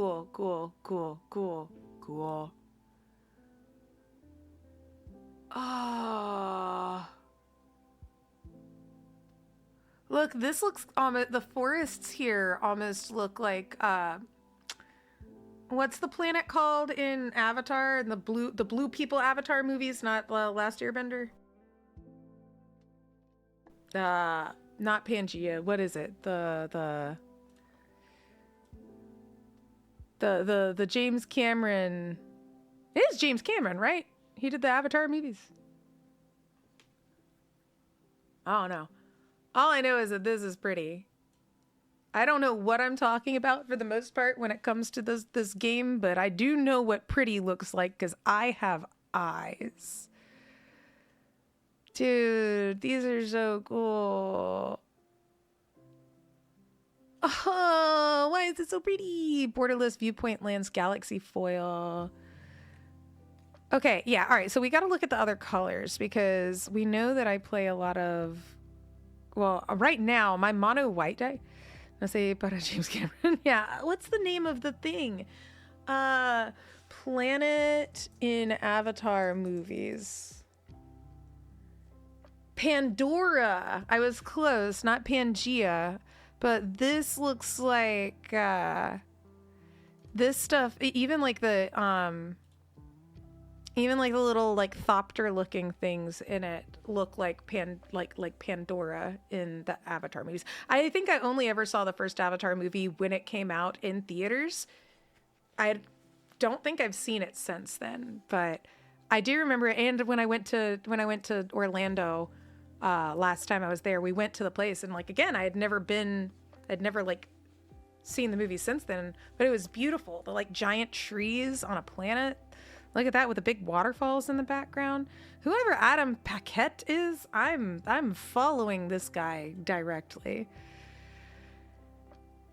See, that's the thing is like the red cards are pretty. I just don't play red. I don't play red. That's beautiful. But I don't play red. Like, it's just, I love this swoop. There's also another game. There's another game on Steam. It's in my wish list. Oh, wow. It's going faster than I thought. Let's see. It's my wish list. My wish list. Wish list. Oh, calm down. Because I've played Starfield when it was on, like, the Xbox games one, but I haven't played that. See, like, look, a lot of the things that I play a lot of Baldur's Gate, I play a lot of everything else, but, like, I feel like I would love these. I'm really waiting for this. The urge to pre-purchase is strong, but I will probably be playing Anno 117. See, Everspace. Is it Everspace? Might be Everspace. I need to play Dune. I want to get some of my friends together and play Dune. But yeah. Oh yeah, see, Astroneer.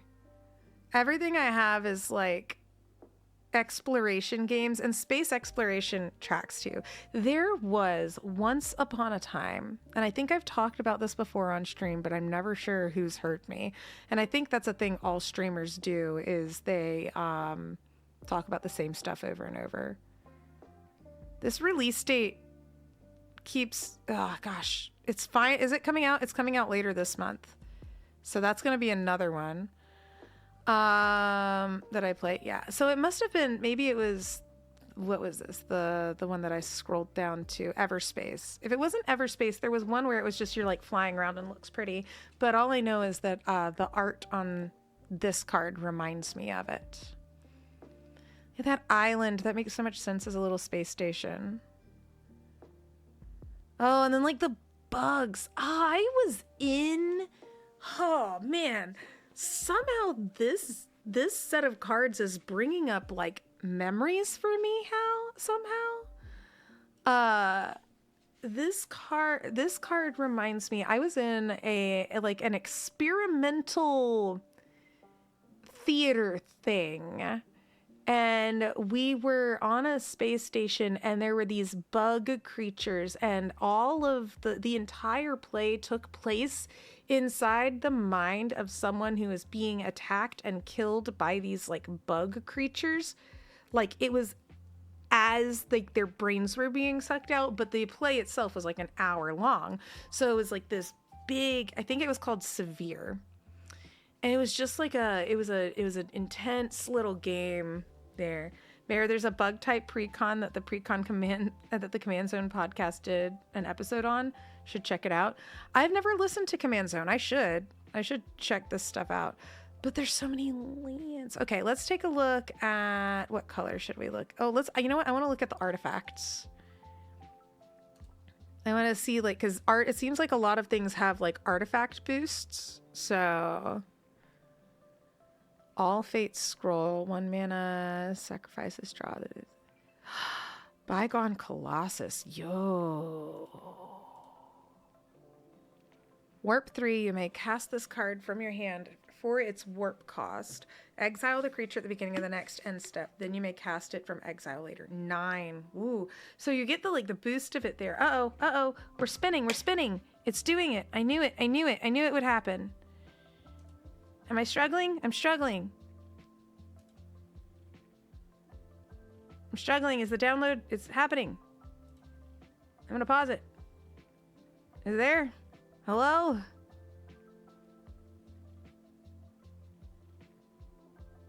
Did I drop frames? I didn't drop frames, but it does look like I was buffering. Was I buffering? Hello? I will pause the Stellaris download and put it up during a break if I have to. Good on my end? Okay. I was buffering on my end, and I'm like, wait a second. No! Priorities! I mean, this computer's strong enough now. Estimated time remaining. Yeah, no, this is now the vibe. We're going to play this today. I haven't played Stellaris in like 2 years because I played a lot of Civ. Played a lot of Civ 6. Haven't played Civ 7 yet. But this is kind of giving me vibes. This is giving me vibes because of these cards coming out here. That's beautiful. A robot giant. The edge is littered with the vestiges of civilizations annihilated by the Eldrazi. Okay, so these are anti-Eldrazi too, which is kind of cool. I don't want to be anti-Eldrazi. Like, I know I have a couple of little Eldrazi dudes floating around in a deck somewhere, mostly because they create tokens so that Chatterfang can have more stuff.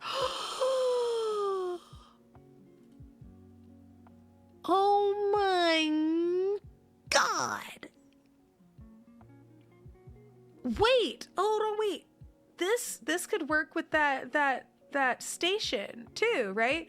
Because whenever this creature becomes tapped, you gain 1 life. So you tap this, you gain 1 life, and then it also charges up your station, which could then make all of your tapped things indestructible, right?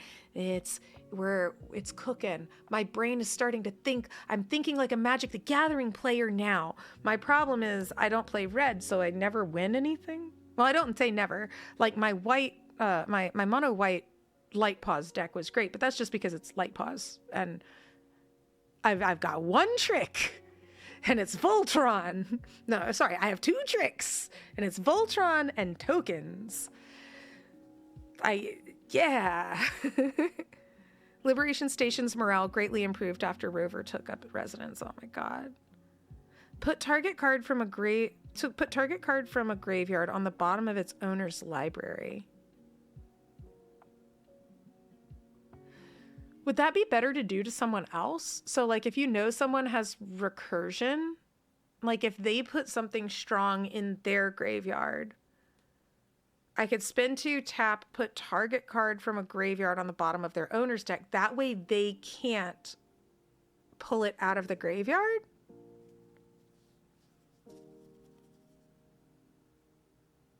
It's a move. I don't know if it's a good move. I don't know what to do with it, so...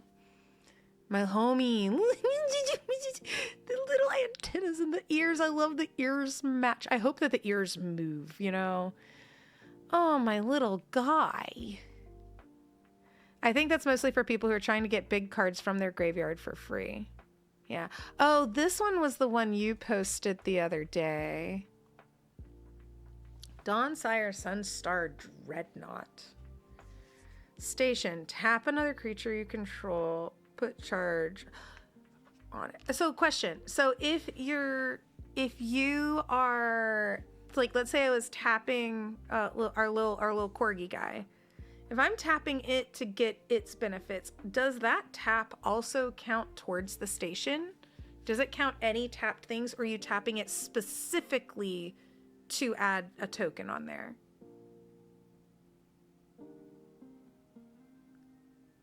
This thing just annihilates. This thing just, like, blows someone up. Whenever you attack, Dawnsire deals it. I think it's specific. Okay, so it has to be a specific, like, I'm tapping to put a charge on here, not because I tapped this thing, it goes to something else. Okay. So this thing is not a creature... So this thing is not a creature until it gets 20/20, until it gets 20 charges on it. Okay, so whenever you attack, so that's if anything attacks, then this thing deals 100 damage. Right? Am I reading this right? I feel like that's my mantra in learning Magic the Gathering. Am I reading this correctly?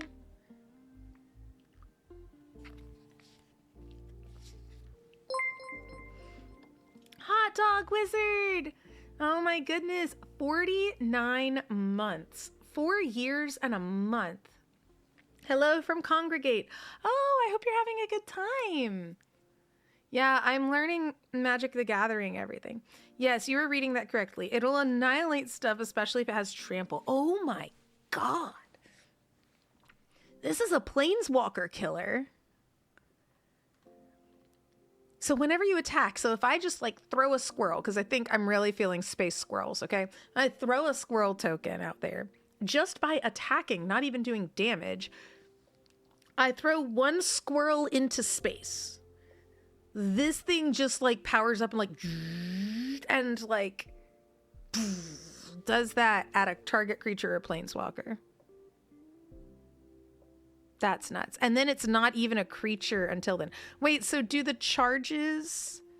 So if I wanted to, I could just keep it at 10 and not go up to this so that no one can like attack it, because it can't get destroyed. Well, I guess you could artifact removal. I bet you there's a lot of artifact removal in this now. We are Nautilint and Zaftig. Say hello. Hello, Nautilint and Zaftig. It's so nice to see you. So nice to see y'all around. I hope y'all are having a great time. This thing is nasty. Jeez. It's a mythic, so that makes sense. So it's not everyone's going to get it. I want it now. Legendary artifact. Equipped creature gets a 1/1 and has spend 15. Hold on, let's make it bigger. Exiled Dominion Bracelet. So this 15/15 Exiled Dominion Bracelet. You control target opponent during their next turn. This ability costs X less to activate, where X is the creature's power. Activate only as a sorcery. You see all cards that player could see and make all decisions for them. I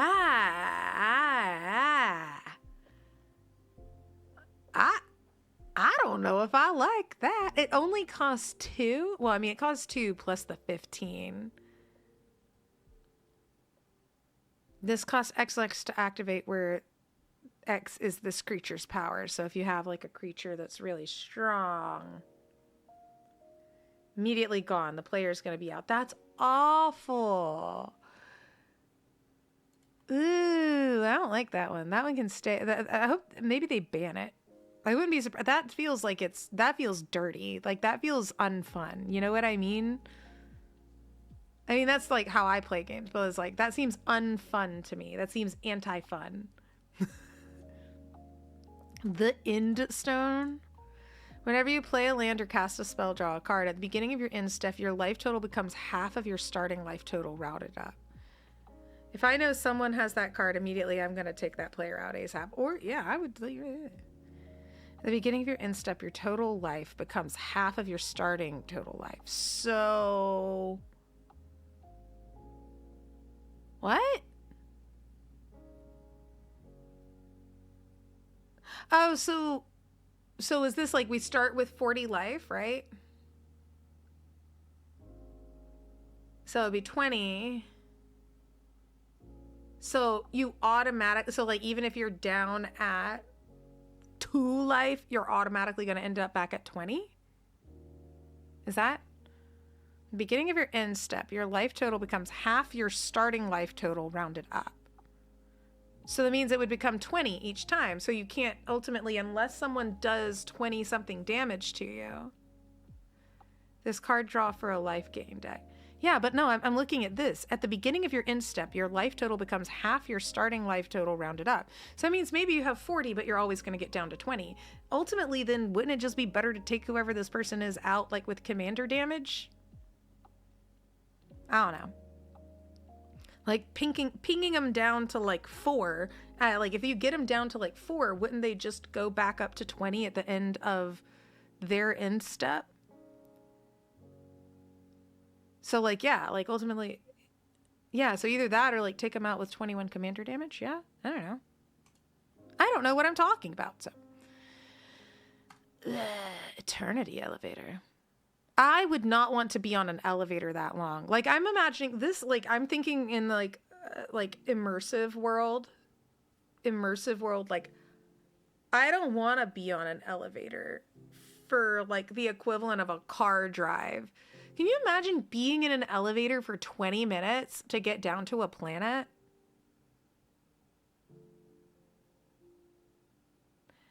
Add X mana of any color. X is the number of charge counters on Eternal. Oh, wow. Okay. I mean, mechanically, cool. Me just sitting there thinking about being on an elevator, going from a space station to that. Also, like, I imagine, like, the silhouette of a planet, like, where that goes all the way out. Like, imagine all the cities have, like, a space station, and it looks like a giant, like I don't know, like the little COVID viruses, like when that was happening, you know, like you saw the art of the COVID virus where it's like sticking out as a little ball. I imagine that's what this planet looks like, where it's there, and then all the cities around the world have a giant elevator space station sticking off of it. It's cool. Let's close out some of these.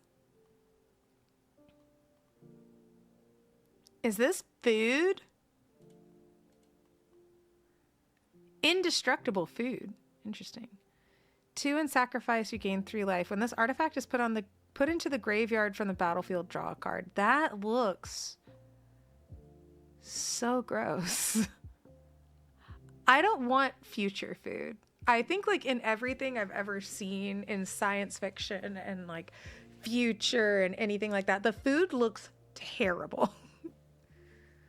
Food of the future looks McNasty. Like, I don't know if I want to eat something like an alien creature that's got like a tentacle like on it. Like, I mean, I'm not a fan of calamari.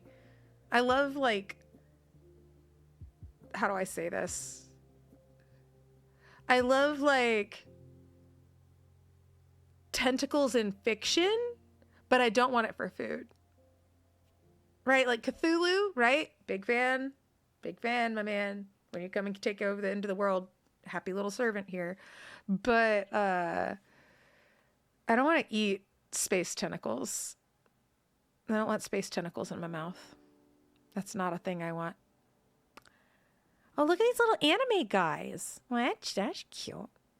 Oh, yeah, the tokens. Surge Conductor. Whenever another non-token artifact you control enters, proliferate. Choose any number of permanents or players and give each of them a counter of any kind they already have. Oh, so proliferate is the one you were telling me that can help your planeswalker. So like proliferate it like boosts up your loyalty counters. It gives you more of those that you can. Okay. It's making sense. Oh, cute arcane signet. What is this? What am I looking at? Oh, I see tentacles again. Oh, it's a key. I was like looking at it. It's like webbing. And I was like, what is it? It's a cloud key. That makes sense. But what's holding it? The universe, man. Gavel of the righteous. Ooh. Converge. This creature enters with a 1/1 counter on it for each color of mana spent to cast it.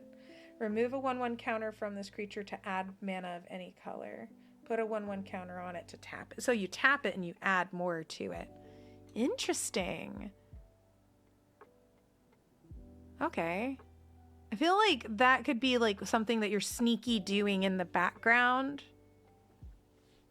Interesting. Oh, look at the little mirrors. I love the little mirrors. I love their little shapes. What are you? Is that a nose? Etched Oracle. Sunburst. This creature enters with a 1/1 counter on it for each color of mana spent to cast it. So these things would be great in little multicolored decks.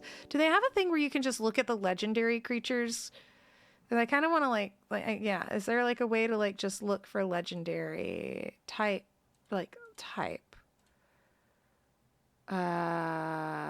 wish, yeah, subtype.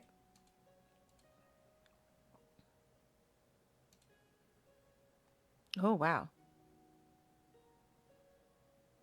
Nope. It's too much work. Treatment? Oh, treatment's the shape of the card. Set artist. I guess you would have to look for... I guess I could just put the word legendary in it. Oh. Okay. Oh, here we go. Okay. Wait, no. Do I still have the other things clicked? Let's do legendary creature. No. It doesn't have the word legendary in it. I guess we could just kind of look to see what legendary creatures there are so that you can like shop for a commander. Halia. You know, I actually had in a sci-fi like forum roleplay, I had a character named Halia. It was spelled a little bit differently, But that's so funny. Like space, like it was. I would think it was a Battlestar Galactica RPG. Yeah. I mean, also the reason why Stellaris is now about to be my thing. There was a Battlestar Galactica browser game. There used to be a Battlestar Galactica browser game, and it did a bunch of stuff. Like it's dead. Like it's dead and gone, right? It was like in a it was like this. I think like we looked at the clips of one of them. Yeah. Look here. Nope.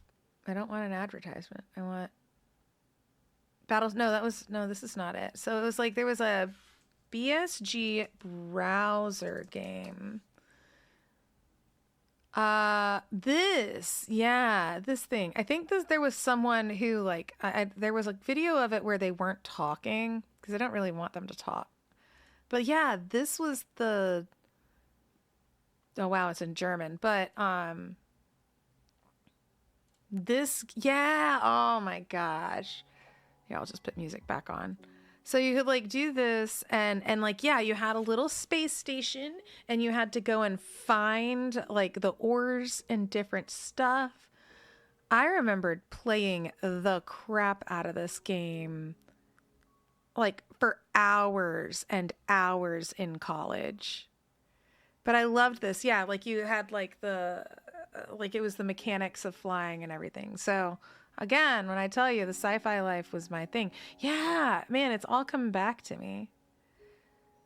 But yeah, it was this little BSG 13 years ago. Golly gee, it doesn't exist anymore. Oh right, because I'm on Firefox, so I have stupid ads. We're glad to mix sci-fi and MTG. Yeah, I know. I can finally see. Yeah, so you could like be a Cylon or a Colonial. But yeah, it was like, yeah, the mechanics of seeing this. So Stellaris is as close as I could get to this, but I miss this game. And like, yeah, you had like General Adama and different stuff. I really just remembered flying around trying to fight the Cylons. And then like there was all this mining and different stuff. Yeah, you would like set up different stations and outposts and different stuff. But yeah, you had to be careful because your outposts and stuff were under attack. Wow. What a thing. But yeah, so sci-fi, Magic the Gathering, Battlestar. Like I want to make like a Battlestar Galactica deck. Like it's just. I just want like fight like vipers. I want vipers out there. I wonder if we can find some like spacecraft. I bet you there are spacecraft. So like this is a basic like get more life commander. I looked at a lot of the white. Okay, let's see what's in blue. Whoa, I guess blue is gonna be a lot more tentacle-y stuff. That kind of tracks. Yeah, mix this with Doctor Who. Ooh, that would. I don't have anything Doctor Who wise. Look at this guy. This is like your Nautiloid. Look at that thing. Robot jellyfish. It kind of has like the little like web brainy sort of thing. Looks like the Fae in Eldraine as well. When this creature enters, tap target artifact or creature an opponent controls and put a stun counter on it. Yeah, that makes sense because your little tentacles are wrapping around stuff. I love the vibes of this. I didn't think I would. I didn't because I'm very much like I like pretty like the fair like my fairies deck was the first deck that I had. My light paws deck is very aesthetic. Like I love the aesthetics of things. The same thing with my Tuvasa deck that I'm working on is I want it to feel like I want it to have this very enchanted like forest grotto, like this like enchanted lake kind of vibe. I want like I want Tuvasa to have this Lady of the Lake vibe to her. Welcome back, Zeb. Like I want it to have that sort of thing to it. So now I just never thought I would like, because I guess for me I connected the space with the Eldrazi, and the Eldrazi kind of freak me out. They're just a little too like like buggish, and Elish Norn, I don't like that you can see her muscles.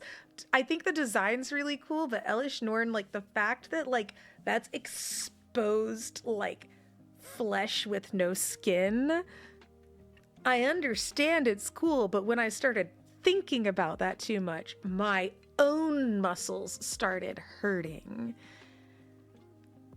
It's not a... Oh, space whale!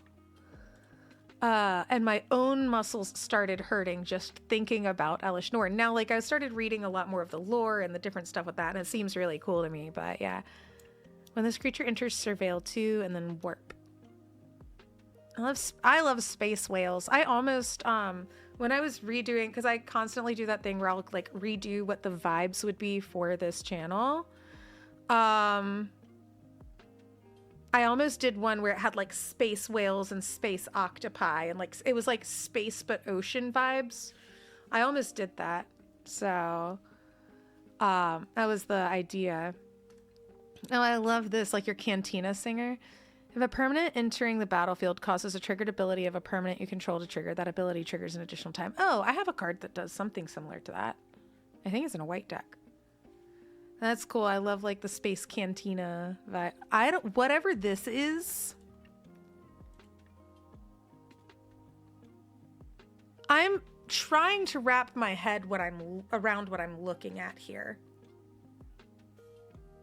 I'm trying to, I can't quite understand what I'm looking at. Okay, so it's a sphinx. It's got a face, but it's got a mouth, but the eyeballs here, and it's a snake, but it's got like wings and is this a spaceship? I don't know what I'm looking at. If the visuals of the card confuse me, I'm going to just remain confused and go, I don't know what that is. Again, I still think that I'm in the position in my life where I'm just building decks off of vibes, and this one's not a vibe. It's so confusing to look at. Like, is it a spaceship? Is it a... It looks like it's liquid, but it's flying, but it's a snake, but it's got this, but it's got laser eyes and a third eye and an eyeball in its mouth. Does it eat here? It's got two mouths, technically. I have no idea what that is. It's scary. I don't like looking at it. Hey, we got anime girlies. Is that like a thing? Like, does everyone do anime? Like, does it always do like an anime girly kind of set for Magic? I'm still new enough. I know that I saw like the Miku Hatsune Secret Lair thing, and I know that there's like a Sage Reverie. I think there's like a Sage Reverie that is an anime girl. Yeah, super popular. Hey, teach their own. Trust me, I was trying to find custom Sailor Moon cards because I'm in a Sailor Moon vibe, and I was thinking about trying to like theme a deck off of Tameo. It was Sailor Moon vibes, but it's not working in the way that my brain wants it to. Like, I may have to do something where it's like individual Sailor Scouts have like a mono or a blended deck kind of thing. This looks very Warhammer. It's like just the person's head's not sticking out of it. Where X is the greatest mana value controller. Oh, that's cool. Oh, that's pretty. See, this is the kind of stuff I could get behind. I love, isn't there a video game? Sorry, my old is showing. Isn't there a video game where someone's whole outfit is like that? It's like Apex Legends. Right, and because I think Erika Ishii voices a character that's got like the little mech suit with wings thing. It's a construct. It's not even Other artifact creatures you control have flying. Dope. When this creature enters, each non-creature artifact you control becomes a 4/4 artifact creature until the... So this kind of does like Bello. Like, but not a raccoon. So when this creature enters, so it's just on the enter, each non-creature artifact you control becomes a 4/4 artifact until end of this turn. So like all of the artifacts then can fight for one turn. That's cool. But they don't have indestructible the way Bellow does. That's the nice thing about my boy. That's pretty. When this creature enters, double the number of any kind of counter on any target permanent. I love that for blue. Yeah. Ooh, what are you? Emery, Lurker of the Loch. Legendary creature, Merfolk Wizard. Affinity for artifacts. When Emery enters mill 4 cards, choose target artifact card in your or tap to choose target artifact card in your graveyard. You may cast it. Oh! So this could be like a mill deck. I'm understanding now, I'm learning. So this is one where, because I normally don't like the idea of things going in a graveyard ever, you put stuff in there, but then you tap it. So wait, that completely forgoes the entire cost. Wait, pardon me. Wrapping my head around it. Does this forego the entire cost of your artifact? So if you had like a 9 cost artifact that goes into your graveyard and you're like, oh no, it's dead. And then you tap this and it brings that artifact back out like for free? Is that my understanding?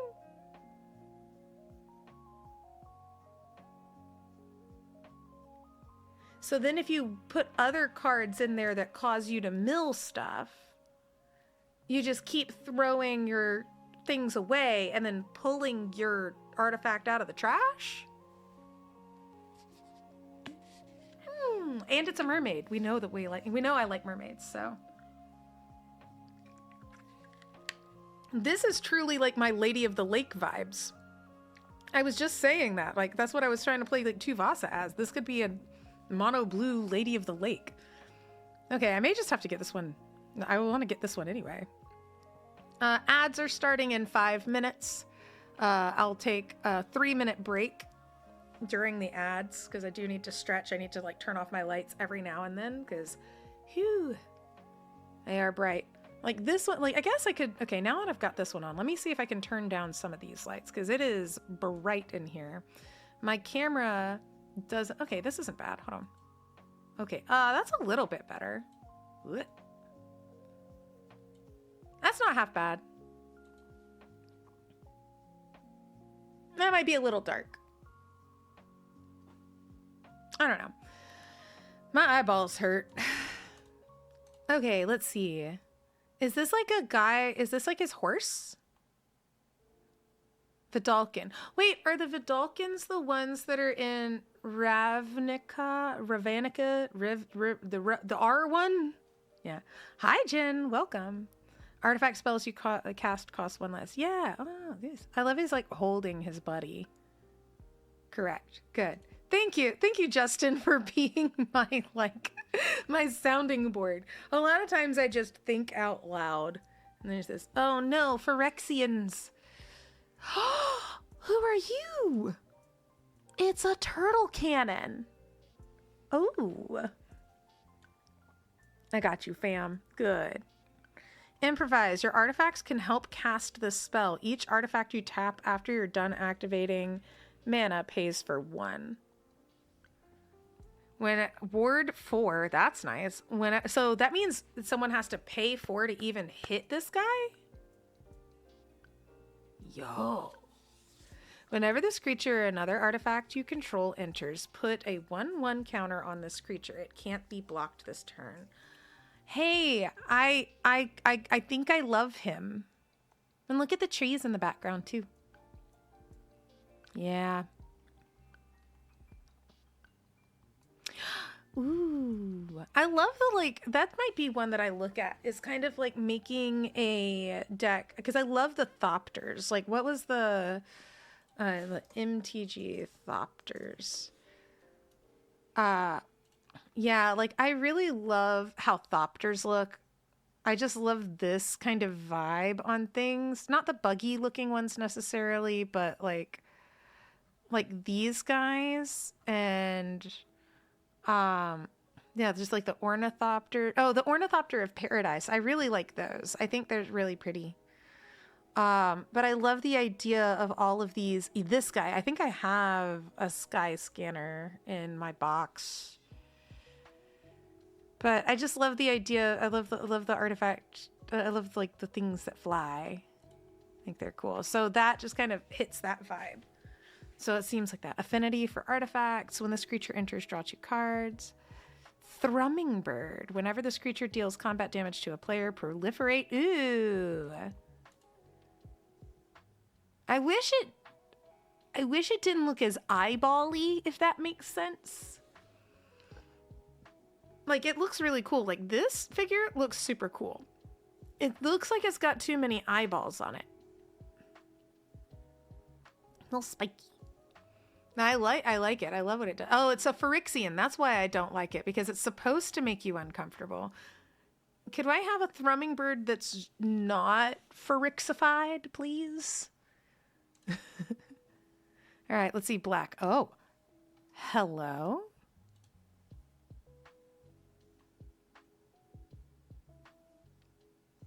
Hello.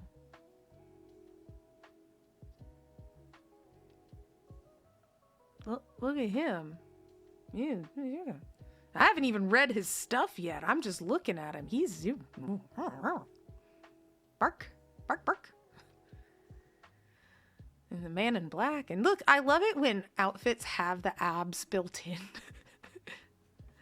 Oh gosh. Okay, my ads start in 30 seconds. I'm going to take a tiny, tiny, tiny little break. I'm going to stare at this guy for a couple minutes of it. So 3-minute break, 3-minute ads at the top of the hour. You've been warned. You can like go grab a drink as well. Let the ads play. I just don't want to interrupt stream a bunch. And I don't, yeah. So 10 seconds till ads. I will be right back. Come back in 3 minutes. I'll see you directly. And I'm going to thirst after more cards.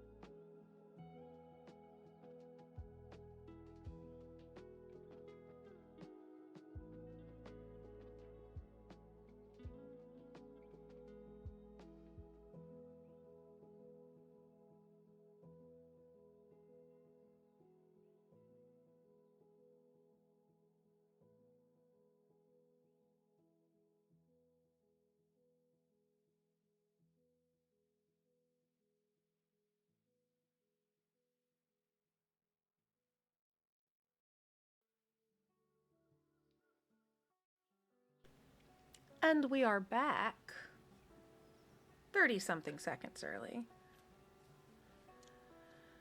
I took some ibuprofen. I've got a headache. I don't know why, but yes. Stinky, smelly 3-minute ads. Everybody who's subscribed, you're cool and you didn't have to have those. So that's nice. Till Thursday over, homie. Yeah, especially when I read this. Can we take a look at what Void does real quick? Whenever Alpharel attacks, if a non-land permanent left the battlefield this turn or a spell is warped this turn, defending player loses half their life, rounded up. This is another one of those, am I reading this correctly? But if a non-land permanent left the battlefield this turn, so does that mean that can be like destroyed? You don't have ads either? Oh, that's nice. So then you got to just have cool, chill music and not whatever ads. I always get curious, whatever kind of ads get thrown on my stuff, you know? Yeah. On site. What do you mean on site? What do you mean? What do you mean? He's just a cutie patootie little cleric boy. He's nice. He's a little cutie patootie. I'm gonna throw a little indestructible aura on him. He's just a little guy. I think I love him. Because listen, everyone's going to be warping. Everyone's going to have something leave the battlefield, right? So like, does that include sacrifice, destroy? So like that, like I'm just asking if a non-land permanent left the battlefield this turn. So that means sacrifice, death, destruction, exile.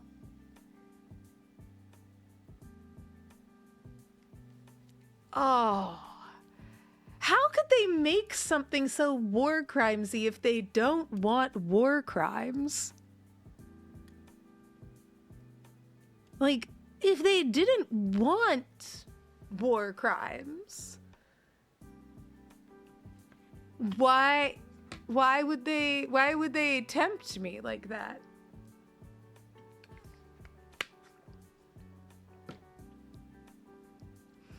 If so, war crimes, why hot? I'm leaving this one open. That one's staying open. I gotta, oh God, it gets weird. No, it gets strange. All right, let's see, open. So it seems like all the mages are like, oh, if no war crimes, why make war crimes? Right. If we don't want war crimes, then why would we have cards with war crimes on them? Oh, cool. Void does a bunch of different stuff. So whenever one or more creatures you control deal combat damage to a player, you draw a card and lose a life, okay? At the beginning of your end step, if a non-land permanent left the battlefield this turn or a spell is warped this turn, created 2/2 colorless robot artifact creature token. Oh, there's Space Robot Church. Hull Carver, Death Touch, okay. Alpharel, Stone Chosen. Sunstar thinking is too linear. While they fight head on, we hit them everywhere else. Ooh. Ooh. Oh, Insatiable Skittermaw. Menace. This creature can't be blocked except by 2 or more creatures. God, oh, he's so gross looking. At the beginning of your end step, if a non-land permanent left the battlefield this turn or is warped this turn, oh my gosh. So that means if you had a mono black deck in this, you're just fueling the void. If everything you have, if so many of your things have a void on it, then every time anything leaves the battlefield, you're just powering up your mono black player, right? Crime. I'd make that deck too. Oops, all void is gonna be the name of it. Sunset Saboteur, ward, discard a card. Oh, so you get ward on it if you discard a card. Whenever this creature attacks, put a 1/1 counter on the target creature and opponent control. So why would you put a 1/1 counter on it? Yeah. Maybe I should, Mayor. I mean, we could just like void off. Drix Warlock. Haste. You may cast this card from your graveyard using its warp ability. Then warp for 1, pay 2 life. Cast this card from the grave. Oh, so see, that's the thing that I feel like I wouldn't remember is how much it costs. And I think that with some of my other decks that have recursion is that once something dies, remembering that I can pay something for it to come back. That's going to be like the problem is when I'm playing, like when we go and play in real life, like at PAX U this year, baby. Whenever I play in real life, I'm going to have a notepad like in front of me because otherwise with my ADHD, if I don't see it, it doesn't exist. So once it's in the graveyard, it's dead and I can't remember, oh, right, I can pay a black and like pull it back out. So that's my problem. Why am I getting so much spam? I had a period of time where I had no spam text messages, and now I'm getting so many suddenly.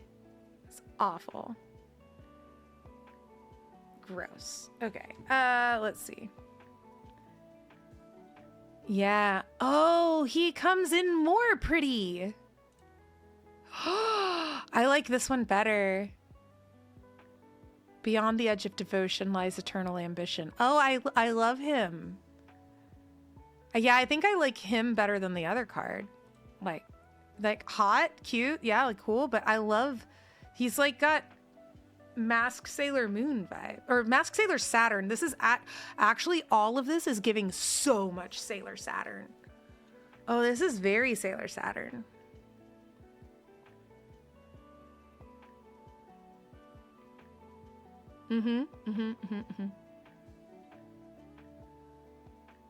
Silent Glaive. Yeah, he's even got like the thing that looks like the Silent Glaive. Yeah. Okay, that stays open. Insatiable Skittermaw. And then I do like this Elegy Acolyte, I think, a little bit better than this Elegy Acolyte. Yeah, I think I like the aesthetic of this one. I think that's this, but I love this for his. It's so pretty. Insects. Ew. Oh no. Oh no. They have a new Braids. Braids, Arisen Nightmare. At the beginning of your end step, you may sacrifice an artifact, creature, enchantment, land, or planeswalker. If you do, each opponent may sacrifice a permanent of their choice that shares the card type with it. For each opponent who doesn't, that player loses 2 life and you draw a card. Gross. It is a reprint. I was about to say, is this the same? Like, yeah, okay, it's a reprint because the thing I was about to say, as I was reading it, this is the thing you did to us. This is your war crime. The art is gorgeous and terrifying. She's just popping heads like pimples. This is a mean card. That was rough. This is scary. It looks like more eyeballs. You played against her before. Yeah, I was about to say, I was like, this feels familiar. I felt pain in my soul. It hurt, Your Honor. You know, probably having that card in a reprint here is why they unbanned it. That would make sense to me. Whenever a creature attacks you and a defending player, discard a card and sacrifice a permanent. You draw a card for each land card put onto the graveyard this way. Encore. I don't want that. God Eternal Bontu. Zombie God. When God Eternal Bontu enters, sacrifice any number of other permanents, then draw that many cards. When it dies or is put into exile from the battlefield, you may put it on the top of the owner's library, 3rd from the top. Fascinating. All right, red. I know. I don't think I'm gonna like red, but I'm gonna look at it anyway out of due diligence. When this creature enters, create a lander token at the beginning of the end step on your next turn. Sacrifice that token. Okay, this looks kind of pretty. This dragon looks cool. Is its like eye a black hole? Nova Hellkite. Flying haste. When this creature enters, it deals 1 damage to target creature an opponent controls. Warp 2.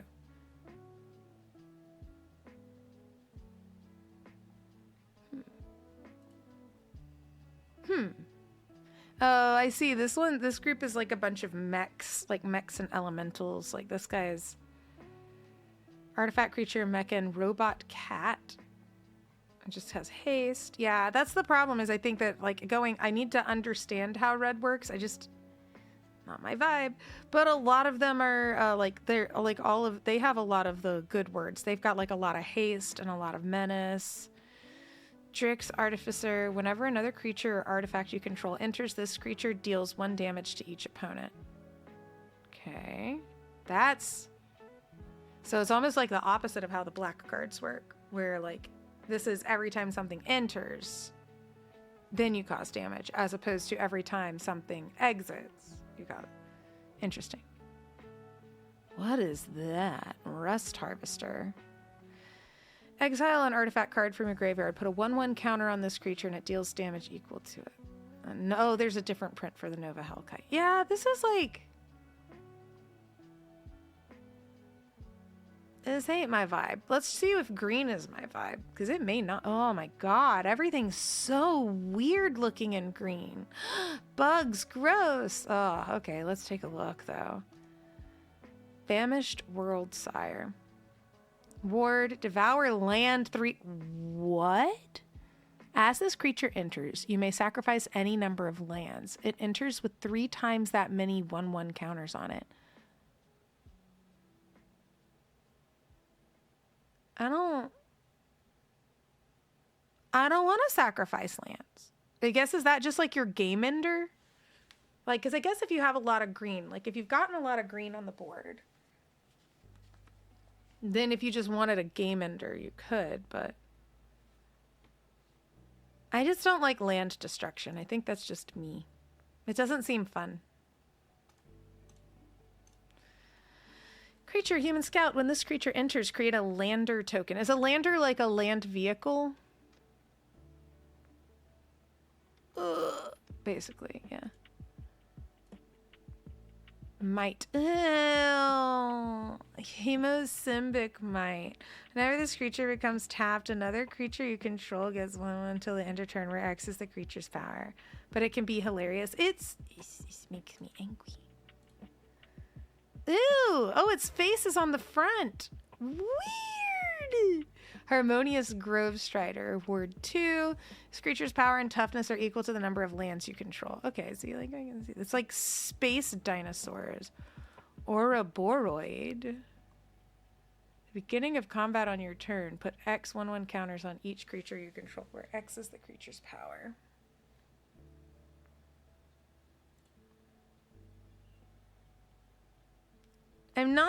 The green cards are not speaking to me. Blaloth Prime. This creature enters tapped with 6 stun counters on it. Whenever you sacrifice a land, create a tapped 4/4 green beast creature token. Yeah, Elf Druid. Okay, hey, look, a Spring Bloom Druid. When this creature enters, you may sacrifice a land if you do. Oh, yeah. Centaur Vine Crasher. So, like, some of these, now we're getting into, like, what my brain, like, these elves and druids and stuff. So I guess maybe these are, like, reprints. Loam Crafter Fawn. No. You may discard 1 or more lands. Why would you want to get rid of lands? That is something I don't understand. I don't understand that. When you do, return up to that many target land permanent cards from your graveyard to your hand. Oh. I mean, I guess if you lost something, you can, but then you don't have lands to cast them from your hand. I don't understand. Satyr Wayfinder. There's probably a way to make it pay off. Yeah. I can't. It doesn't. My brain, no worky. Oh, Titania. They have a. Is this a reprint? You were telling me about her. When Titania enters, return target land card from your graveyard to the battlefield. Oh, hey, there it is. There's the answer. So if you have her on there. Whenever a land you control is put into a graveyard from the battlefield, create a 5/3 elemental creature token. Oh. So this is then why. So this would be...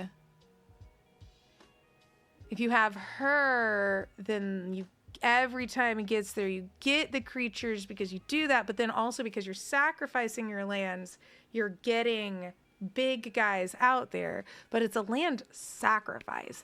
It's like, how do you, and then you can return, but just when she enters, when you return a target land card from your graveyard to the battlefield.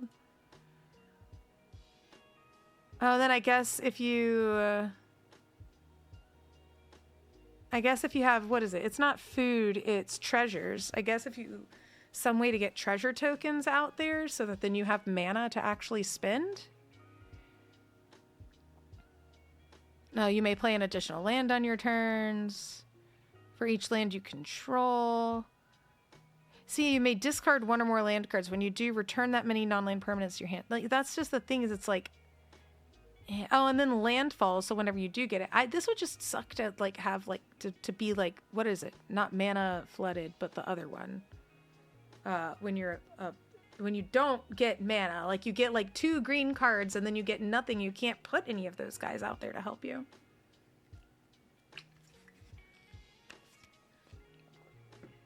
Ooh, he's back.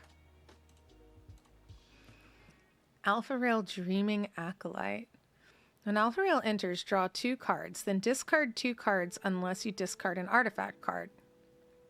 During your turn, Alpha Rail has Death Touch. Not as good as the scary one. Biomech Engineer. You have these bugs. This creature enters, create a lander token. It's an artifact with this. Sacrifice the token, search your library for a basic land card. Okay, so a lander, I guess, is... That's how you would be able to get the lands in this. Spend 8, draw 2 cards, and create a 2/2 colorless robot creature token. 8 is expensive for that. Biotech Specialist. Cosmogoyf. Lurgoyf. This creature's power is equal to the number of cards you own in exile, and its toughness is equal to that number plus 1. Alert, Cosmogoyf. Recommended action, run. PPS Ezric's shipboard computer, final transmission. Oh, shit. Yeah. I would die. I mean, well, yeah, I would die, but I would be very scared as I was dying. I don't want the bugs. Too many bugs. All right, Sammy Ship's Engineer. Oh, he's got a cat. Oh, and he's put stickers on it. Maybe they put stickers on it? I love this. At the beginning of your end step, if you control 2 or more tapped creatures, create a tapped 2/2 colorless robot artifact creature token. Okay. I was like, yeah, red I think I can only play if it's blended with something else. Because I haven't played red-white, but I feel like I would like red-white. Double strike, vigilance. Spells you cast have affinity for artifacts. Okay, so you get to little robot kid. Ooh. Servandum, the Lucent. Death Touch lifelink. When Servandum enters or attacks, other creatures you control get +1/+0 and gain Death Touch till end of turn. Nifty.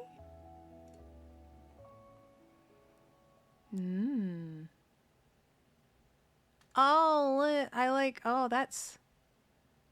this. Ooh, I love the style of that space helmet. Ooh, I love that. Beyond the edge of desperation lies eternal ingenuity. This is I like this one. I like how this one kind of is like the Alpha Rail one where it has the moon and he looks like Sailor Saturn, and this looks very much like Sailor Uranus, honestly.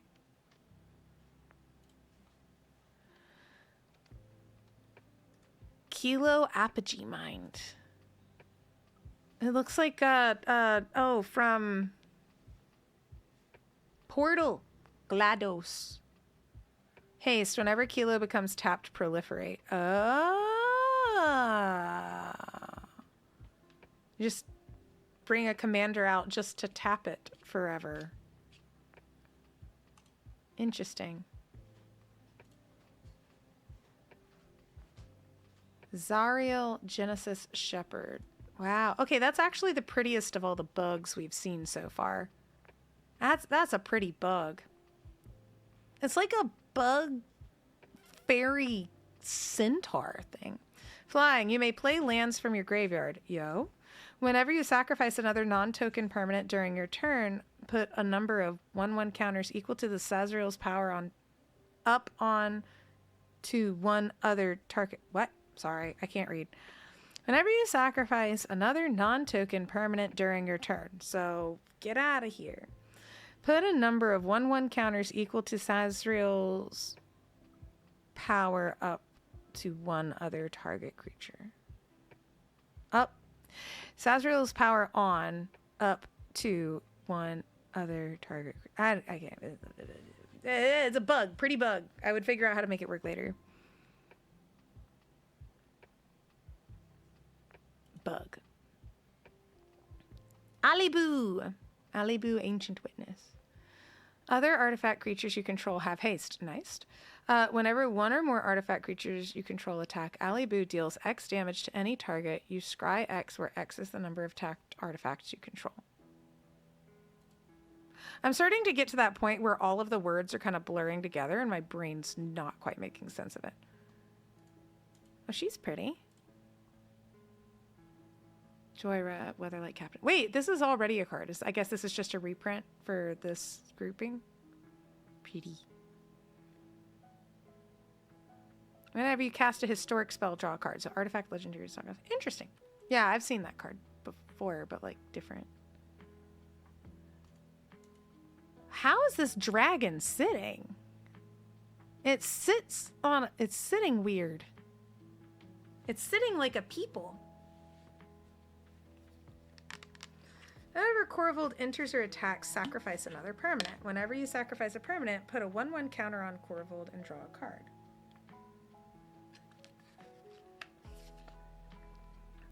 So I'm able to sacrifice someone else's permanent? Asking for science. When I enter or attack, sacrifice another permanent. Or sacrifice something you just do to your own. I can't force someone else to sacrifice theirs.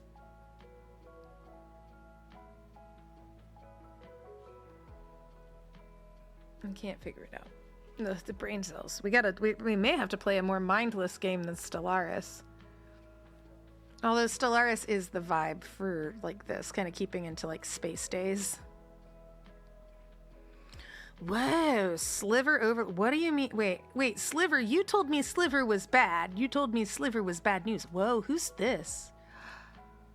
Soul of Windgrace, cat avatar. Whenever Soul of Windgrace enters or attacks, you may put a land card from a graveyard onto the battlefield tapped under your control.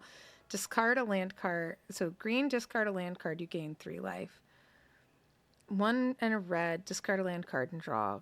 Oh, so you're able to... Oh, so this card, you're using your... This is so weird. This is a lot of land, like, sacrifice stuff. Trying to wrap my head around it.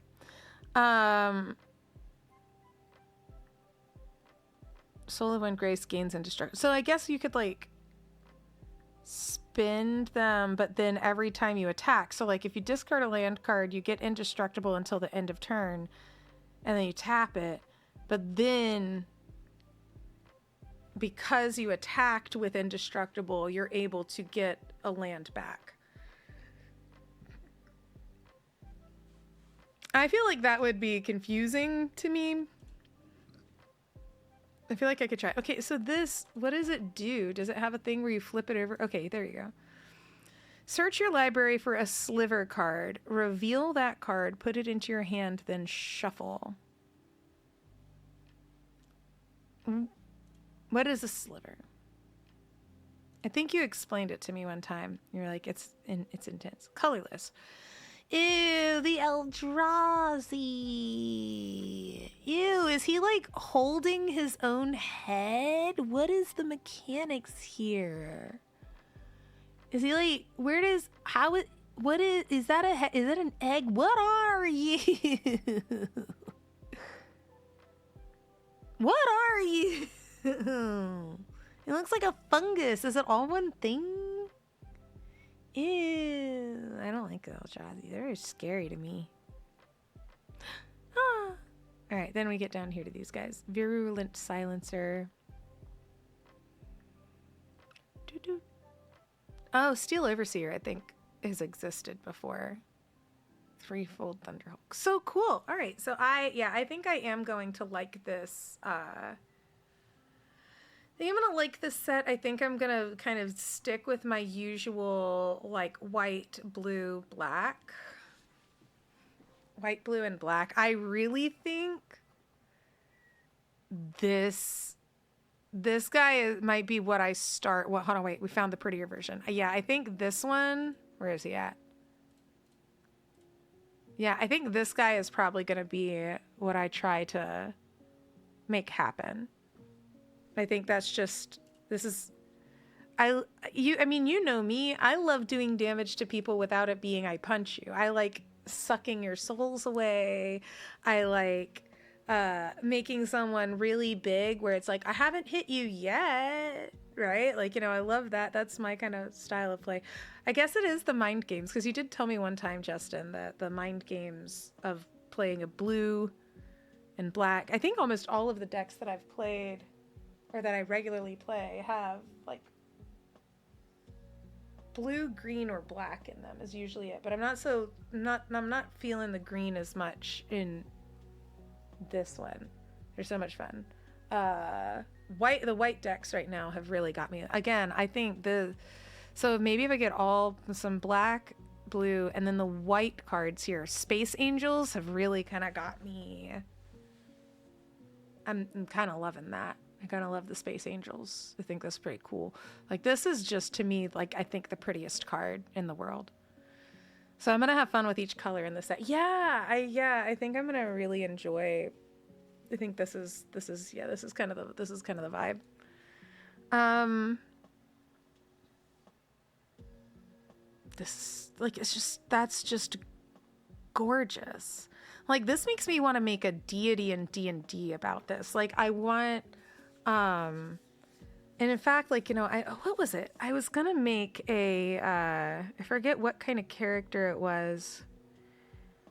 I think it was like a concept, like, because there was like a Feywild game getting batted around. There was like just because I love fairies and like I think it was Changeling. I was gonna play Changeling, and I had this idea of like a person made entirely of stained glass. And yeah, so like made of stained glass, or like there was another one I think with blown glass, because I love the idea of light hitting and like the lights refracting. That to me is just, it's like one of my favorite sorts of visuals. It makes my eyes happy, and that's what I love with this. So and it's just so pretty. I'm learning. Sweet. Let's see, like, is there any other, like, so like how else do they, how do we know what comes next? Okay, so this is the collector boosters. Is this what we're trying to get? Oh, there's commanders. What do the precons look like? What do the precons look like? Okay. Oh, hey, it's that guy. It's the pretty bug. So there's a pretty bug commander precon. Oh, and then I liked this guy too, actually. I did like this one. You just get 2 of each. Wait, are they only doing 2 commander decks with this? Or 2 precons?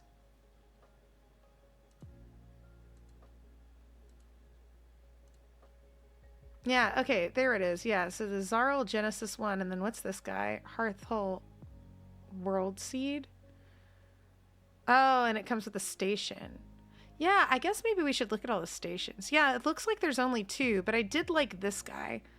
When I was looking at him, I did like the Kilo. I like this. I feel like I can understand this one, you know? And then, yeah, you know what? Let's go back. Let's see. There were... Oh, wait. Ooh. They're the Planeswalker. They're in space now. I know. It's so pretty. Like, honestly, we're playing Stellaris after this. We're playing, like, I just, like, Space Angels. Like, this, again, I want, like, a poster of this. I think this is the prettiest card I've ever seen. This is what my soul feels like. I love this so much. Peak playmat. Oh my god, you're right. This would be a stellar playmat. Yo. And then I'm also thinking, like, because, like, what's the one? Because we talked about Ornithopter of Paradise.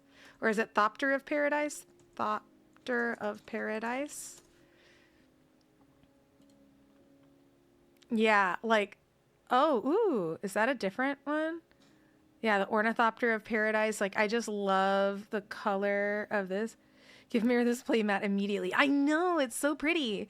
Like I said, so we've just spent time, like, sitting here looking at it. Also, by the way, guys, not that you knew, but during the break I took ibuprofen and it just kicked in, and so I feel alive again. Like, my eyes don't hurt right now. This is incredible. We're gonna do it. We're gonna make it today, guys.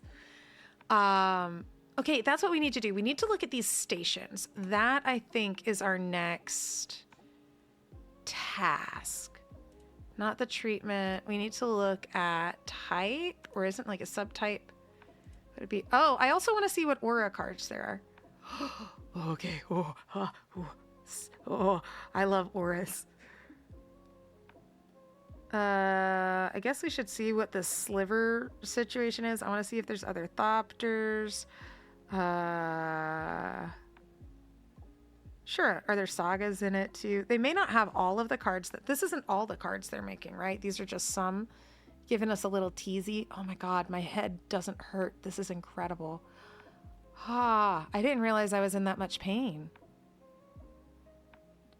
Okay, so there's those. I guess type.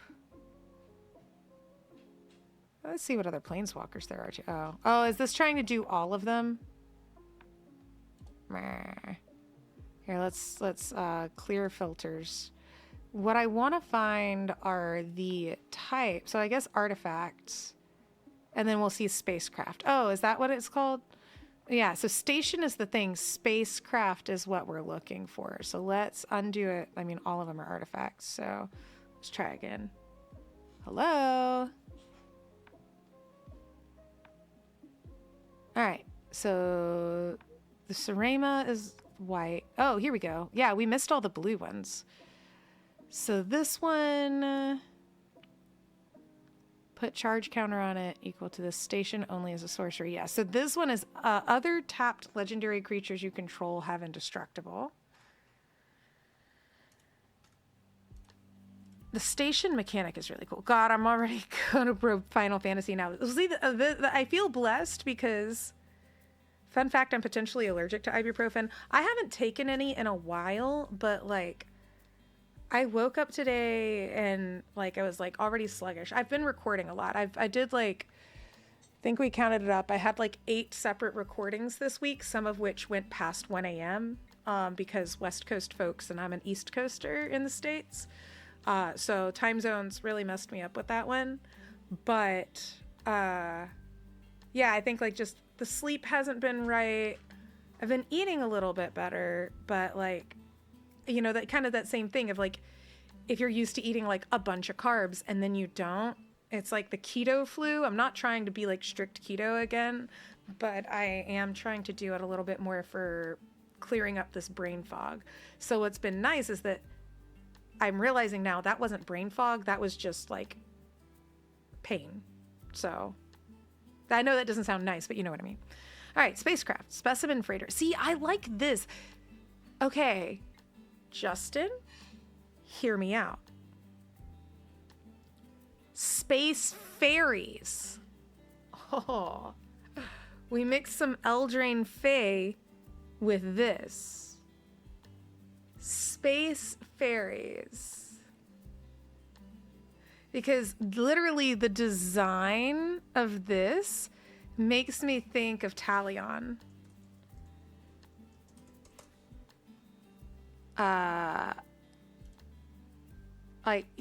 Like Talion's whole open image in new tab. Like Talion in Talion's spaceship. Space fairies. And there's that other card that I really liked that was like the Lady of the Lake looking thing. So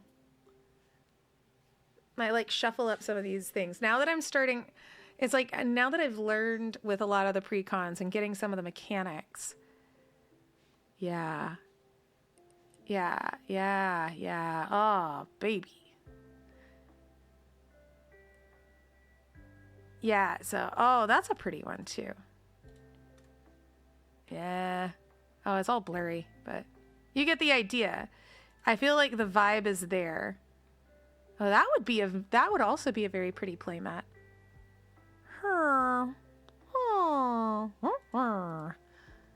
Oh, God, but this guy, oh. Like, what this card does is nasty. It's so mean. But it's my kind of mean. Like, I just don't, like, the land destruction thing seems so, like, I don't want to make other people lose stuff on their board. You know what I mean? Like, I don't want to, like, have other people lose things on their board. I just want to suck their life away. It's the vampire in me. I guess. Okay, let's see. We were looking at space stations. Hold on. Spacecraft station. Whenever you cast an artifact spell, draw a card, put a charge counter on it. So every time you play an artifact, you'll get to draw it. Okay, cool. So once you get up to 3, it does that. It gets +1, +0 for each artifact you control. Oh, okay. So that's like artifact gathering. What are you? When this spacecraft enters, mill 3 cards, then return a creature or spacecraft from your graveyard to your hand. Then it just gets flying and lifelink. So this, oh, that effect happens.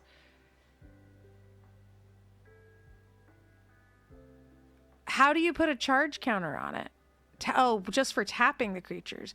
Dude, I would leave this thing here. No, wait, no, because it just happens there. Well, flying and lifelink. Okay, so this is not actually all that... Like, I mean, getting it there to put something on there for free is one thing, but it's just an enter the battlefield one.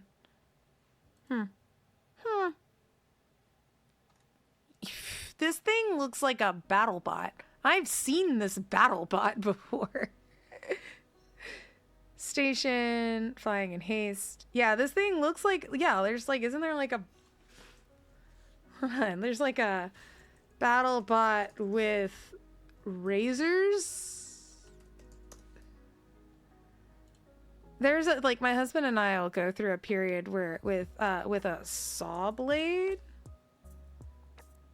So that's like one with it on the top, but yeah. Like the little spinning, looks like this kind of guy here. Just looks like, I'm pretty sure I've seen it on another BattleBot, but yeah, like they have like the ones that like, me. So red cards are BattleBots. Close out some of that. Keeping that one up because it's pretty. Keeping him up because he's the one I want to focus on. I'll keep all of those up. I don't know how I feel about red cards. Maybe.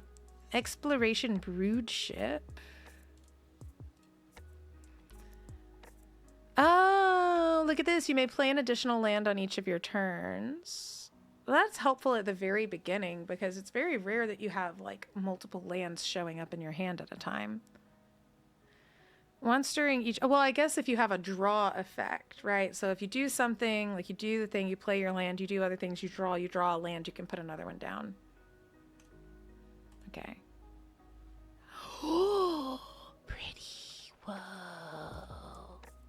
Legendary artifact. When Infinite Guideline Station enters, create a tapped 2/2 colorless robot artifact creature token for each multicolored permanent you control. At 12 plus, when Infinite Guideline Station attacks, draw a card for each multicolored permanent you control. So that's just getting... Oh, that's a 5. Oh, that's all 5 colors. Hey. Justin, what if you put SpongeBob in space? You get Space Bob Station Pants. SpongeBob Spaceship. SpongeBob Spaceship.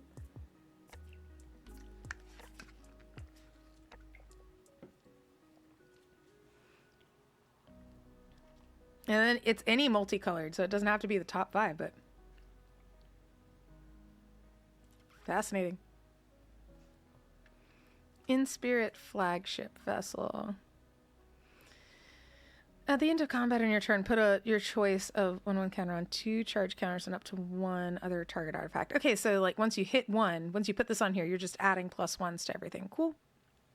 Other artifacts you control have hexproof and indestructible. Cool, but then once it hits that point, it can get taken out. I see. God, this is the nasty boy. It's been a nasty boy. It's been a nasty boy. This is so... It's just truly wicked.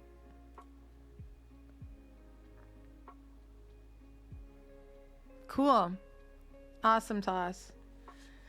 Oh, yeah, I think this will be one that I like. That was the other thing I was going to look for. Like, don't they have like a list of coming soon stuff? So it's like coming soon is Spider-Man, Avatar. What's Lorwyn Eclipsed?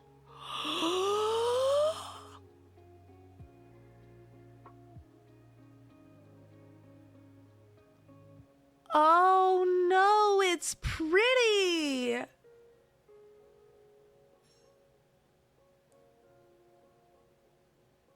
Look, it's move me out of the way. You can see the whole thing. It's pretty. I want. See, that's the other thing I've been doing is I've been looking at Magic the Gathering cards and some of my tarot cards, the art on those, to inspire future characters.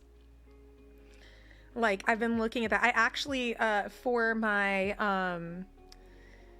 for a Wanderhome game recently, I used Hazel of the Root Bloom as the inspiration for that character. So I've been that's the vibe I'm in. I want to start using that as inspo, or like especially for things like armor and like attributes and different things, like the vibes of what they do. This is pretty. I'm ready for this one because it's good, because I'm not into Spider-Man. Like, I'm happy that folks are happy with that one. I'm not going to be like into Spider-Man with it necessarily. But like, so Spider-Man, they can have that. Avatar: The Last Airbender, this might get some of my money, but I don't think this is going to be an I'm going to go buy everything situation. It's kind of cool that they are able to, like, again, they're getting, this is kind of the thing I was talking about before, where I think that they're going to start scaling and making more high powered, like bracket 4, like bracket 3 and bracket, like bracket 4 commander decks or precons. So, oh, you can flip it. Wow. That Fae one you pulled up earlier. I know. This one is very mean. So that might be what I save for. So I may not go as ham on Edge of Eternities. Like, I might go a little ham for this. And if I start making more content out there, hey, Wizards of the Coast, I'm already going to send you an email about D&D with the educators resources. So you're going to get an email from me from that. I'm also probably going to send you an email for this to be like, how can I feel like I want to ride on that train of I'm learning and I want to prove to other people it's okay to bumble your way through learning stuff. as well as like introducing like the young folks to it and getting them excited in gaming and using it as inspiration and all those different things. So Wizards of the Coast, if you're listening, I'm gonna email you. Please respond in a little bit. And like, I don't know, can you be an ambassador if you don't know much about Magic the Gathering? Can your ambassadorship be explain it to me like I'm 5? So that might be the thing. Yeah. So no, I like this. Yeah, yes you can. It's like, hi, I don't know anything about this. Let me be an ambassador, because I will take 2 hours on a stream to figure out what words mean in English. Who knows? But yeah, no, I can't wait to see this. This is so pretty. Dare to enter the ever-changing plane of Lorwyn and Shadowmoor and discover your true self. Ugh, it's the art too. It's the pretty. Get the latest updates for. I mean, I already get a bunch of affiliate program. I reach out to you, buddies. Yeah, get all in it.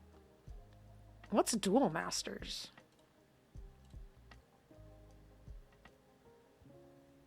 Well, don't know what that is. Don't know what Duel Masters is, and it's in Japanese, so I don't understand. Okay, cool. Yep.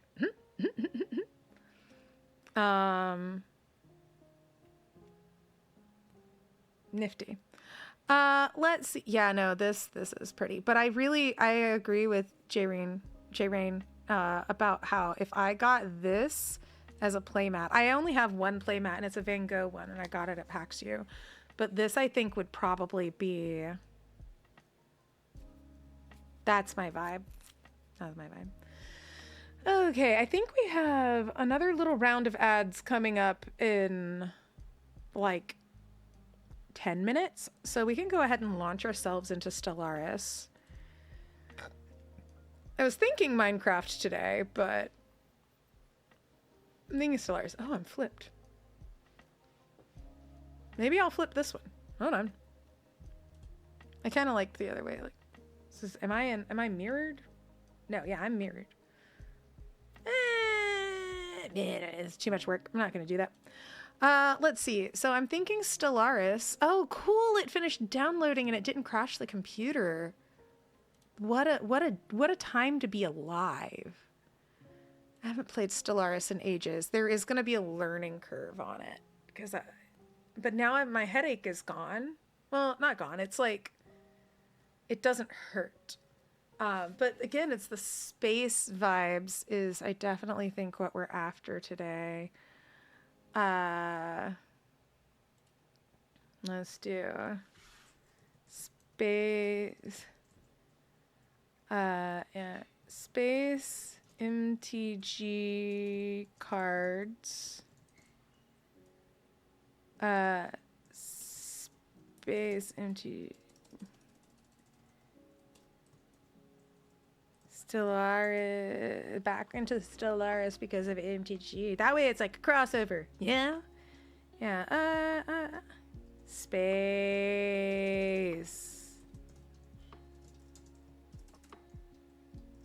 Thanks to the, inspired by new MTG cards. Sweet. Yeah, man, I haven't played Stellaris in like 600 years. Yeah, but those Space Angels are the prettiest cards. That's probably going to be my priority when we get things going. Okay, do I have this working? Space. See, okay, this is also... Womp. Oh no, there's a new DLC. Are we able to design a train car?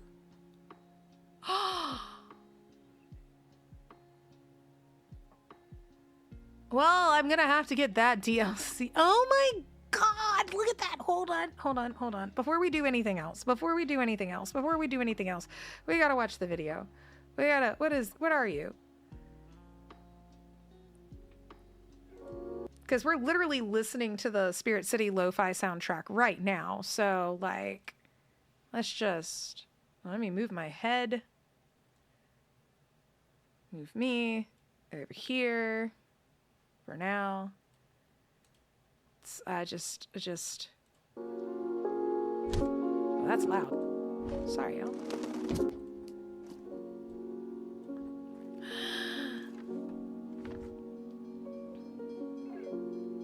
Look at the baby.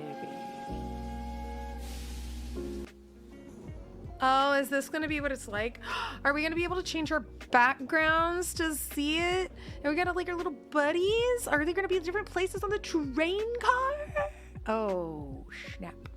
Well, let me go ahead and slap a wish list on that real quick. There's the wish list button. Hit me up. Where are you? Come back here. Why I oughta wish list today to stay up on it. Ha. Add to my wish list. Please do. Give me more. Oh, the little burb. So you can change what you're doing. You can probably change your background. Got a little carrier pigeon, a little message pigeon. This is one of my favorite things. I love using this thing. All right. Back into it. Stellaris. We're going to play Stellaris. We're going to do this. I think I've got to change some of the settings. Yes. I think we've got to change some of the settings and everything too, because if I'm not mistaken, Stellaris does that thing where it doesn't like to be in full screen. It doesn't like me streaming and being in full screen at the same time. So we're probably going to... It's going to be fuzzy over here for a second. Hold on. Let me just also shrink some of this down. Let me fix this. I've messed this up fantastically. Make it here so it's smaller. Yeah, no, I had to make that so much bigger to like cover up my web browser, but now it's... Stop it. This. Yeah, I usually use that in case I have to have something in a windowed setting, and I might have to. What? Are we here? Are we bumbling? Where? What's going on? What's happening? Let me do this. It's probably going to make me log into something. Music comes back. Until then. Yes, because it had to have a different launcher. Right. I have no mods for this. I think I have just a restart launcher. Okay, everything's updating. Don't worry. It's going to come together. But yeah, no, I think Space Fairies would be a cool deck to put together for Magic with the cool blue space stations. Keep looking at this game. Is it a good game? If you like Civilization 6, this is basically that, but in space. So if you like the idea of like settling and contacting different like aliens, but you're also like settling the new cities and settling the planets and upgrading them and getting resources and all of that. It is a very it has a lot of different what do you call them? It has a lot of different mechanics to keep track of. So that I know is what I'm going to struggle with at the start of this, because I've played it before. But it's like you have to go and like explore different areas, but then you might come under attack, and then whoa, the frames. Holy crap. Oh man. Oh Lord of mercy. Whoo.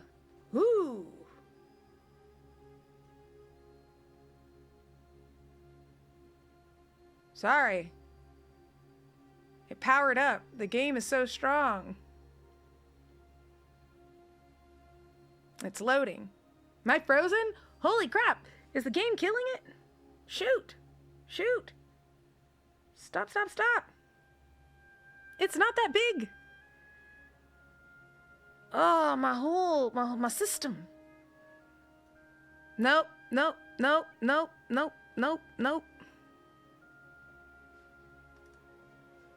Yeah, it's not that. It's okay. It's not that. It's not that serious. Game, chill. Chill, game.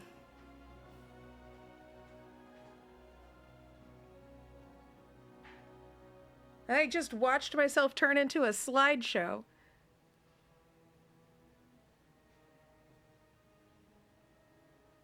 It's almost finished loading. I think it's just because it was the first time it loaded. I probably should have tried to load it on a be right back screen so that it was doing it. Also, by the way, ads coming in like 2 minutes. So heads up if you're stuck behind advertisements. Use Jeff Bezos's money if you have it to use those Bezos bucks if you don't want the ads. But I have to do 3-minute ads now. It's just how it is. Oh, there was an update. That's why. Okay. They're working. Okay, let me change the settings so that, holy, let me see, the graphics quality is probably part of the problem. Let me pull the master volume down so then I can pull this back up.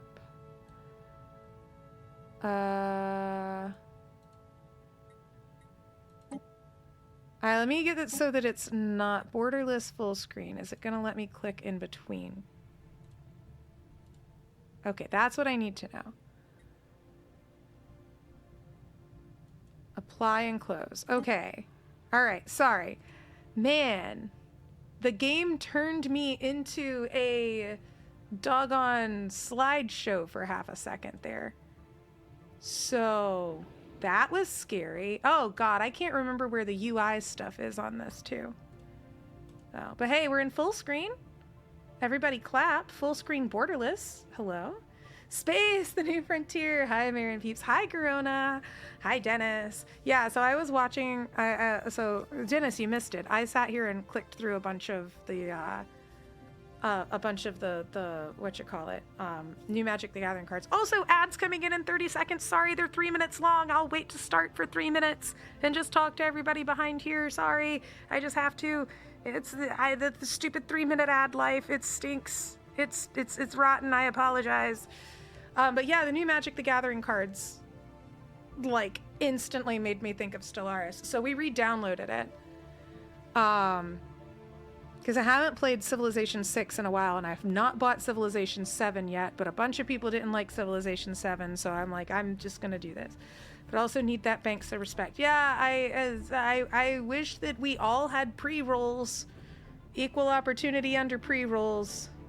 That's honestly my opinion, because if we all had the pre-roll ads, everyone's on an equal playing field. Maybe just wait till they get played in our pod. It'll be spooky. Yeah, no, Dennis, the space cards, I already have one that I'm planning on breaking the Geneva Convention with. I plan on like, oh God, he's so handsome and he's so scary and I love him. And then also eventually taking apart my fairies deck and maybe making space fairies. So what was it? We were talking space fairies and what was the other one? Oh, space squirrels. I'm not as big on the green with this one, but I think I can make something work with like having all of like the black cards being from more of the black cards being from the space deck and the green cards being the squirrel. I'm gonna throw Braids of Risen Nightmare at Marigan.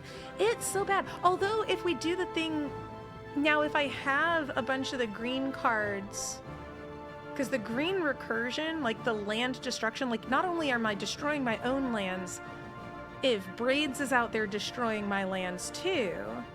There's that. How loud is it? It's quiet for me, but I know it might be loud for you guys. Pull it back a little.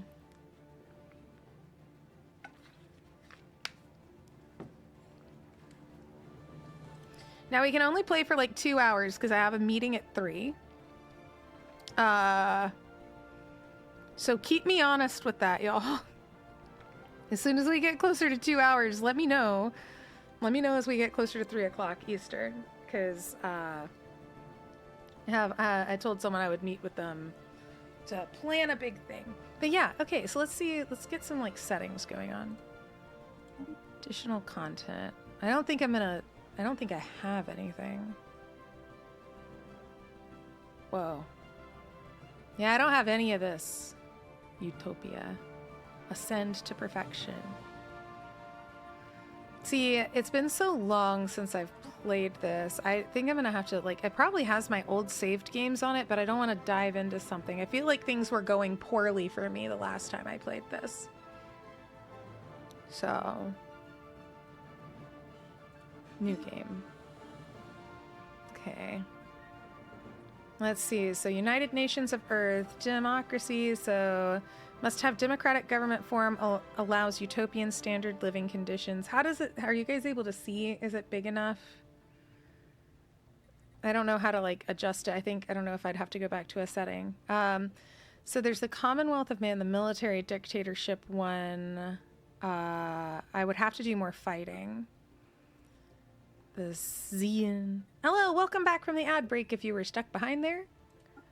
I like the bird ones. This one I played once for. So imperial cult, state religion where it's worshipped as a living deity, aristocratic elite, cannot use full AI rights, can build temple buildings. It's authoritarian, so it has like the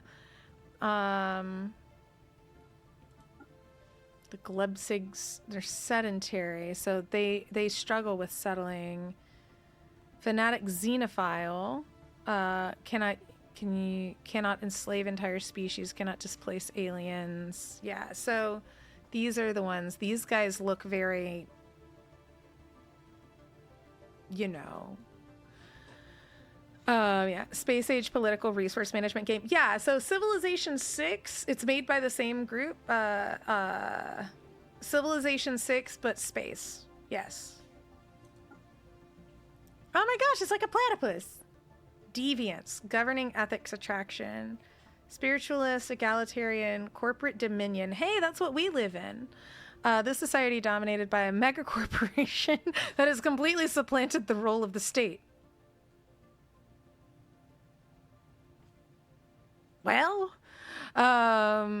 Shadow Council. Unbeknownst to its citizen, the society is actually manipulated from behind the scenes by a secret Shadow Council. So, I mean, technically that would... This was like, you know, this one isn't too hard to do it. So it's pacifist, cannot do unrestricted wars, and cannot engage in indiscriminate orbital bombardment. Problem is, other of the races can do that. So, yeah. Still going. Had to call it quits for now and are just getting some bad weather. Oh, I get you. No, I totally understand. We were looking at Magic the Gathering cards, and now because the new Magic the Gathering cards are all space, I got inspired.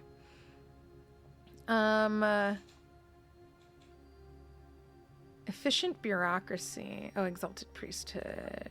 Fanatic militarists. They're deviants and solitary. The Blorgs. Yeah, no, I don't know. I think we could do the Ephorics this time. They're thrifty, so the trader jobs are a little better. This one seems like it's there. So governing ethics attraction. These people are rebellious in nature and constantly try to challenge the status quo. I mean, this one might be a good one. We would have to look for cold planets. But again, you can't really... Like, these are usually the go-tos. Like, these are usually... That one's pretty solid. I'm not a fighter in these games, so... We could do either that. What do you think? Should we do humans, United Nations of Earth, which again, idealistic foundation. We're just kind of out there exploring the world. We would need to find continental type planets. We would need... Like our populations would be there. It doesn't cost as much to resettle. It just the populations on the planet are going to need a lot of stuff. And they do like this. Like they're friendly with others. Are these ones also? Yeah, these are egalitarian. They're pacifists, so that means we're not going to spend a lot on our. What do I think? The Ephorics Amalgamated Fleets. Or the United Nations of Earth. Should I hold a poll or someone just shout something? The first one I see is what we'll go with. I'm not making a decision today, you are.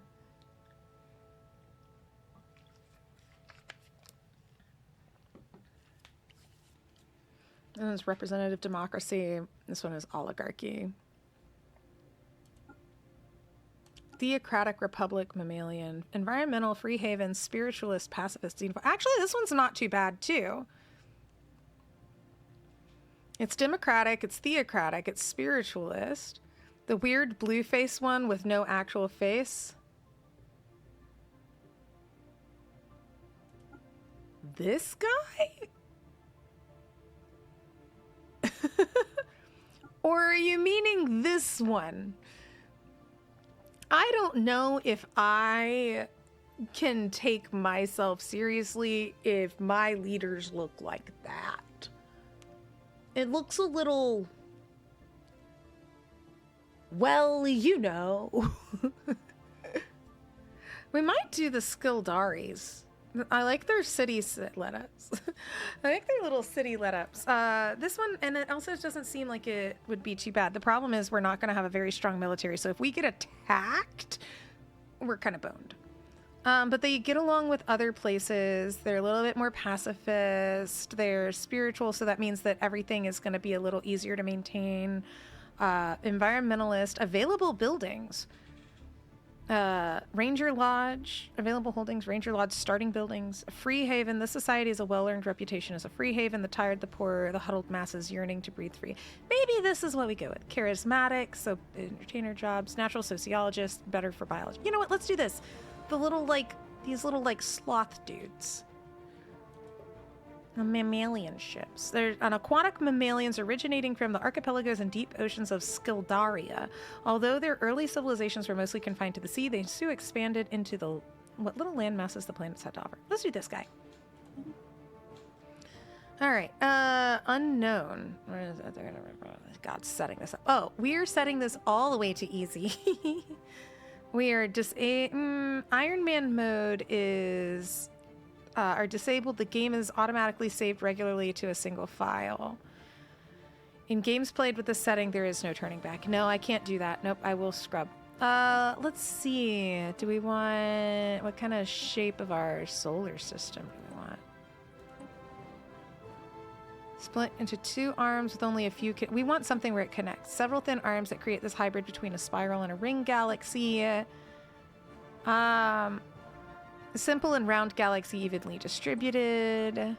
A round galaxy with more space around the galactic stars. I think that might be good. Let's do this. So that way we have more space to work with. Hyperlane density multiplies the standard numbers of hyperlanes that'll be generated in the galaxy. Empires randomize. Yep. Prosperous unification. Okay, cool. That's a lot of random AI empires. Hold on. Whoa. Let's I don't want to deal with a ton of folks. Yeah, dude, this was going to be all these different species we'd run against. I'm kind of scared of that. I kind of don't want to die. Maybe this ring AI empires 6 is fine. Advanced AI starts. This controls how many of the regular AI empires will start with an initial advantage in resources. I don't want any of them to. None. None of them are stronger than me. Fallen empires. This controls the maximum number of fallen empires that are allowed to spawn in the galaxy. Random numbers. I like the idea of that because the fallen empires, then we can do research on them if I'm not mistaken. Bless you, bless you. Husband sneezes. What are hyperlanes?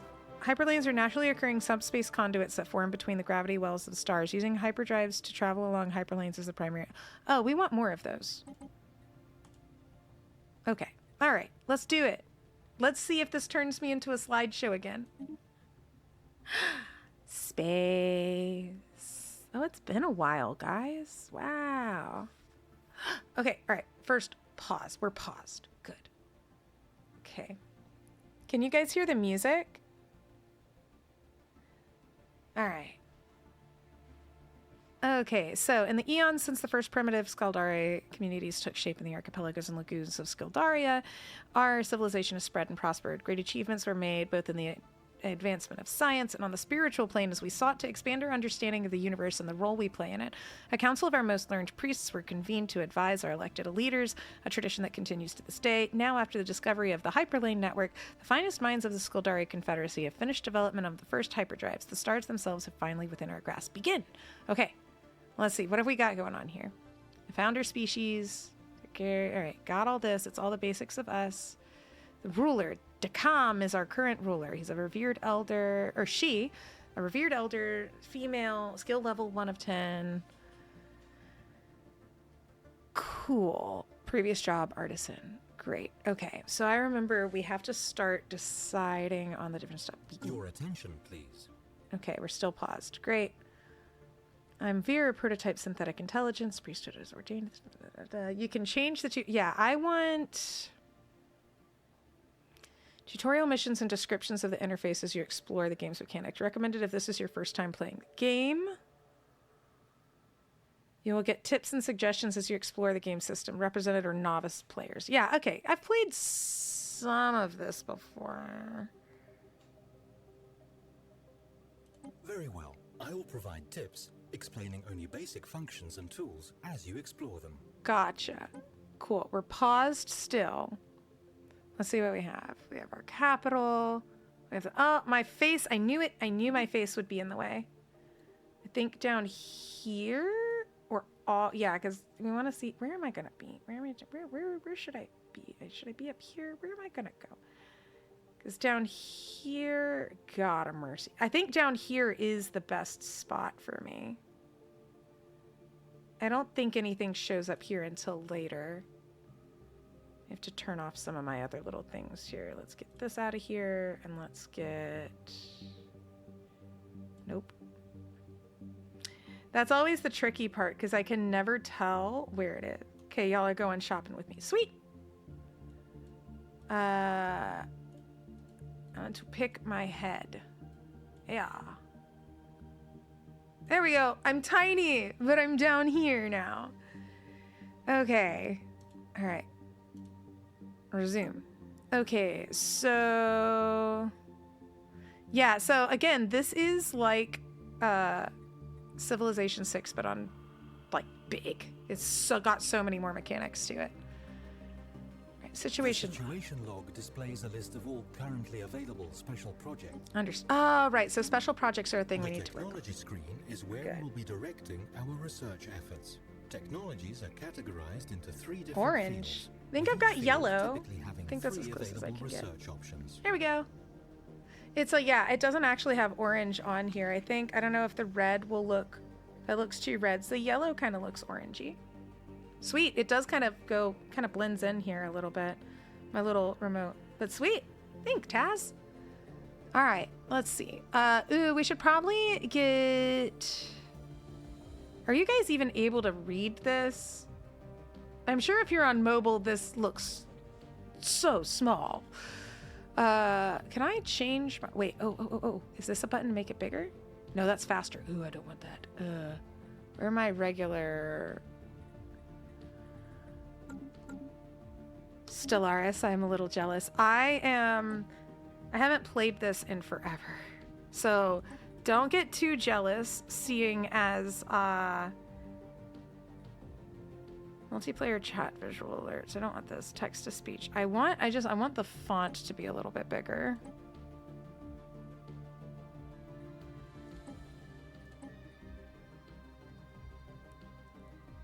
I guess not.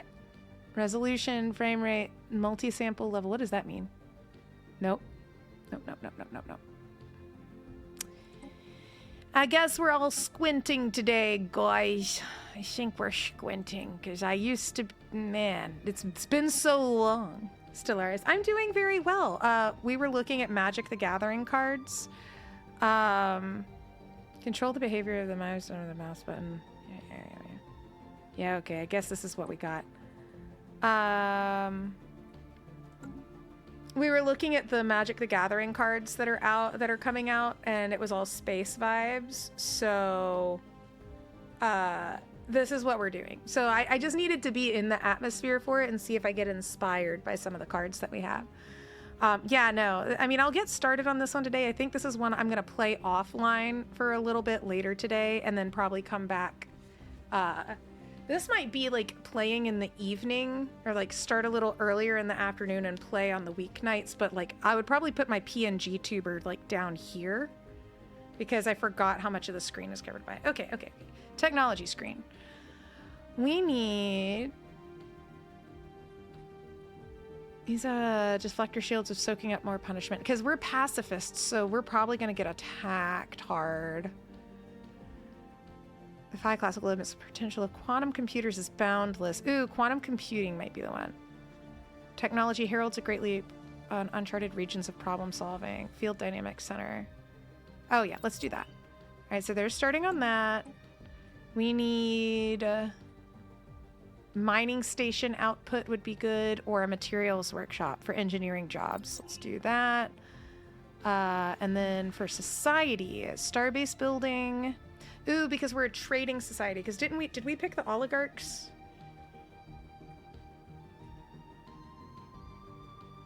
Did we pick the... No, we picked the Theocratic Republic. Okay, so we're going to want... Unity. Unity gives us more. Okay, got that. Let's... I have important information for you. What's my important information? Oh, crap. Did I close it? Okay. Let's see. Finish a special project. Okay. Empire focus. I think that we need to focus... Should probably focus on exploration. I kind of want to, for the first time, I'm going to sit back and just watch and lurk if that's okay. By all means. Yeah, absolutely. I am not going to do well playing this today. I'm going to let you know. And I'm only going to be able to play for like an hour and a half anyway, because I have a meeting at 3 Eastern.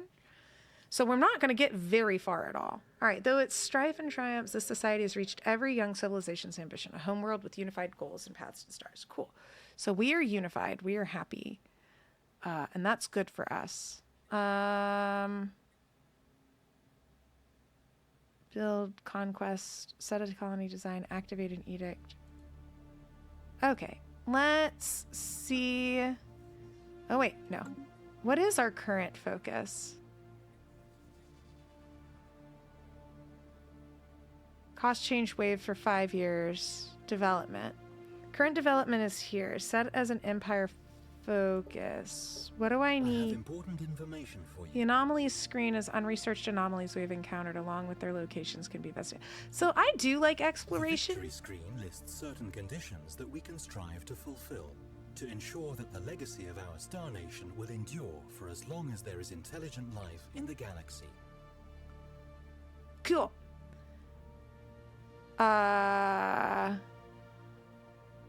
So I'm ranked second, I guess, of all of the ones that are here. Subject empires, federation, crisis ship kills, relics collected. Ooh, maybe that could be what we focus on. We do focus on exploration, and we try and find some of those fallen ones. So this one is send a science ship to survey new systems until first contact procedure is initiated. Assign an envoy to lead the efforts. Okay, this one is situation log view, find a special project and research it. Do we want exploration? What is our focus? Have we picked a focus? Is that what we're doing right now?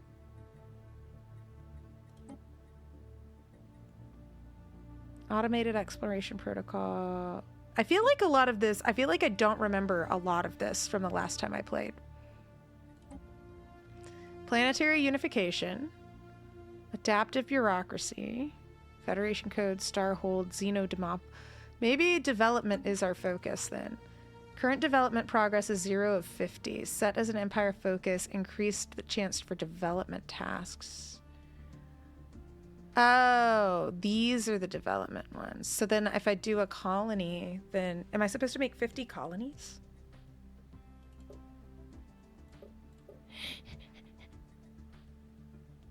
What do we think? Should we explore? Oh, I guess maybe... Oh, we are on the development one now, and then changing it to... Okay, so we're development. Cool. Yay, good for us. Right? Select a focus. Costs to change it are currently waived. Well, I think, yeah, I think, like, I've selected this. Right? Or does it want me to choose a different one? Maybe once I hit go, once I hit play, it'll start doing that. Okay, let's take a look at what our planets and stuff look like. Oh, see, this is the thing I love. I love being able to, like, look in super close. Is this a WASDA thing? Yeah, so I gotta, like... Okay, so what have we got? We've got engineering, minerals. This is home planet. Cool. This is a gas giant. Home planet, we got 50, that's a population. Just kind of see what our own system is looking like before we start settling other systems, I guess. Minerals, energy, minerals. We have we have 2 mining stations. Good for us. What are you? Is this our station? Okay, that's our station. So we have some defense here. Military power, not a whole lot, I'll be real. Mining station, so our thing. Okay, all right, cool, great. I think what we've got to do, if I'm not mistaken, I think our first trick is to make... oh, we have a Starfleet. Oh, we have planet. We have stuff already. Okay, so this isn't like the human one where we have to make all new stuff. Science ship, construction ship, shipyard. Capital. I guess we should make a... This is our system's starbase.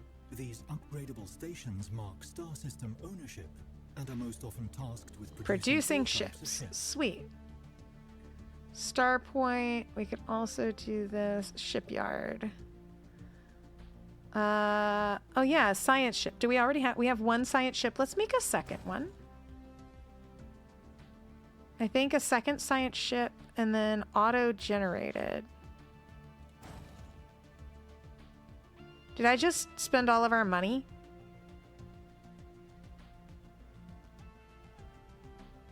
I did. Whoops. You know what? Okay. The only way to learn is by playing. The only way to play is by doing, or like whatever it said there. All right. Here we go. Normal speed. Maybe we can make it a little slower. Okay, cool. So let's get a science ship. This is our science ship, which is used to survey astronomical objects such as planets in a star system. A planet needs to be surveyed in order to make its resources visible. Okay, good. Right-click a neighboring starship and click Survey System. Let's see, unsurveyed. Let's see, what's this one look like? What is this? I thought I did choose this. Yeah, I've chosen that. Okay, cool. No. What's this direction? Oh, small guy. Planet has not been surveyed. Can only colonize planets inside of our borders. An ocean world, sort of? Maybe we'll go to that one, because I feel like a next door neighbor that's got like an ocean world. I think that's what our people like, right? The tradition screen displays the tradition trees available to our empire. A tradition tree must first be adopted before any traditions within it can be unlocked. Adopting a tradition tree or unlocking a specific tradition costs a certain amount of unity. The price goes up as we unlock traditions. Okay, select. What do we want? Adaptability, diplomacy, discovery. Thank you. Domination, expansion. Harmony is kind of good. By a combination of new meditation techniques and healthier eating habits, a large segment of our population enjoys greater life expectancy than before. True sense. Oh, we'll pause while I'm reading. I don't want the world to keep moving forward while I'm reading. The flourishing of our mercantile. Oh. Investments of civil service, trade, nudies. I think because we need to do something that's going to help us make more upkeep costs less. Standard construction templates has adopted the prosperity supremacy. We don't need that. We're playing this happy and cheerful. Expansion, reach for the stars. The frontiers of our star nation are being pushed ever forward. Soon, nothing in the galaxy will lie beyond our grasp. Hey, that was kind of like their little the little mentality that they had. They want to understand the universe, so expansion kind of seems nice. Colonization fever. Ooh, don't like that.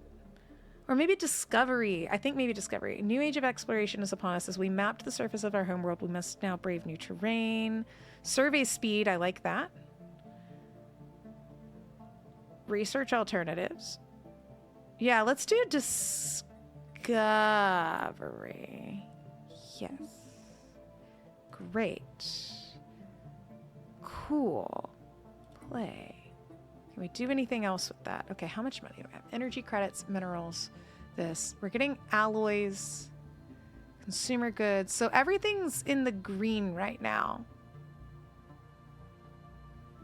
So far, so good. Starbase capacity. Oh, is this going down? What is this? Research. No, that's going up. Hey, okay, cool. What's this? My ships are growing. Great. To boldly go. Age of exploration. Survey speed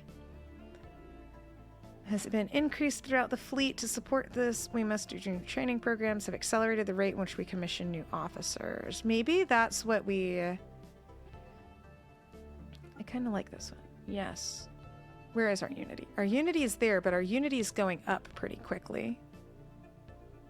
So maybe we'll be able to put the Science Division 1 next. Is it going up? How quickly is it going up?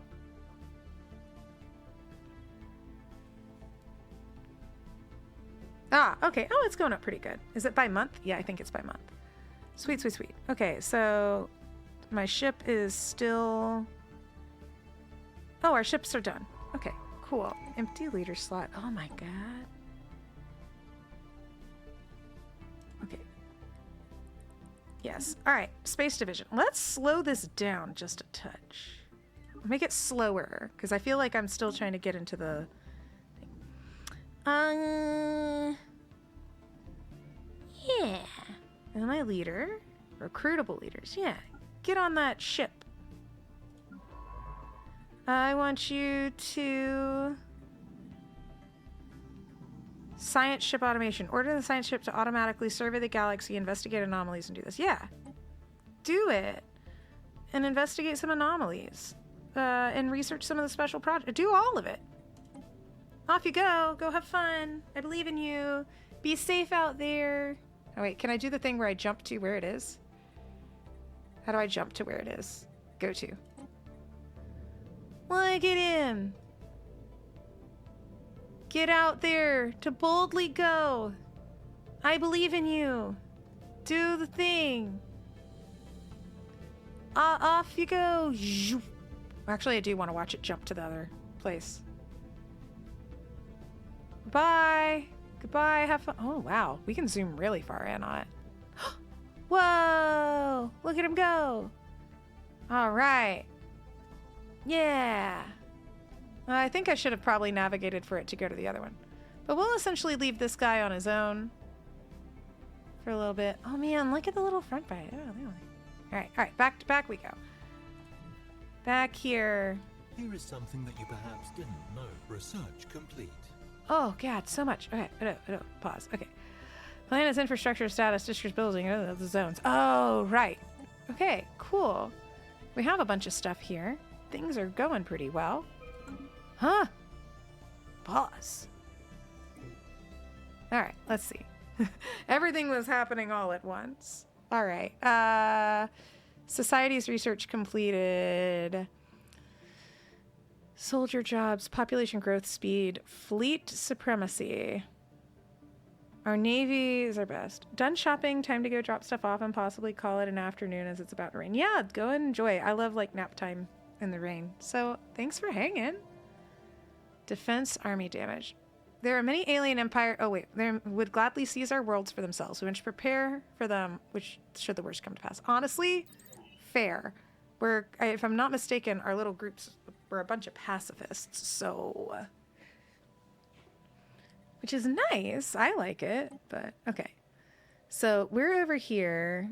How do I jump to this one? Jump to here? Ah, there we go. Cool. So we have this. We have... I could send the other science ship out, right? Empty leader slot. Can I add a leader? A costs 100. Oh, we've got plenty of unity. What do you do? Retired fleet officer. Leader trait. Spark of genius. Oh yeah, what do you have? Expert in industry. Field manipulation. Oh, Romer. Let's get you in here. Yes. Great. And I want you to also go explore and do those things too. Start. Have fun. Be safe. I believe in you. Are you also? Hold on, wait. Jump to the ship. Is he heading out? Oh, I'm paused. See ya, buddy. Goodbye. Actually, the space station is kind of cool looking. Hold on. Yo, look at my space station. Look at all my extra boats. I like the pink on everything. I didn't know that like the color for this species would be pink, but I dig it. I'm like pink little sloths. All right, so what's this? Has made a startling find. Pause. Has made a startling find on Ijax 3. The planet is teeming with alien life. For the first time in history, we've encountered life forms that did not originate here. This amazing discovery has silenced those who believe we were alone in the universe. Although none of the alien creatures found on there are sapient, it's likely a matter of time before we encounter beings that are. Delightful. Okay. Cool. Council agenda ready. Y'all. Pause. You're scaring me. All right, let's see. This age of increasingly advanced technology, a basic education of polytechnics is here. Recruitable leaders per class. Unlocks edict research subsidies. What does that do? Oh, starbase construction. Oh, because then we can throw a starbase over there, and that'll be cheaper. Sweet. Cool. What is this? The council screen is where we appoint the leaders who will guide us into the future. Their personalities and traits will influence our empire for good and bad. We can set agendas in order to focus their efforts in a specific area. A counselor can be assigned or replaced anytime and still take on other roles like commanding a science ship. The only exception is our ruler. Agenda progress is dependent on the counselor's level. I don't know if I've played with, like some of these mechanics seem different to me.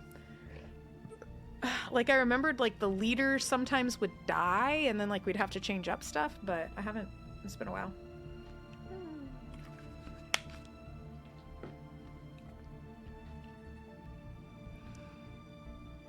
Launch agenda. Increase happiness. I like that.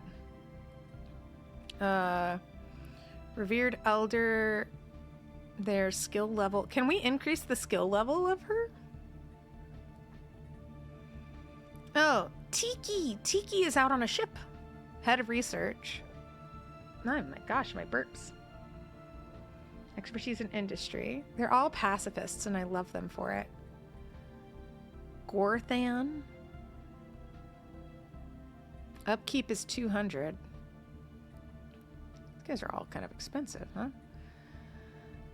What are my launched agendas? I don't have any. Let's take a look at our agendas. Oh, God. Okay. A higher purpose. In faith, we must find this.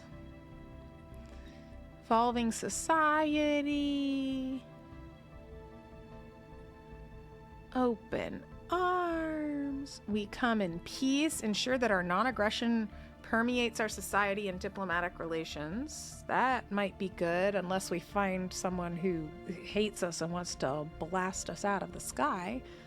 Unavailable. Oh.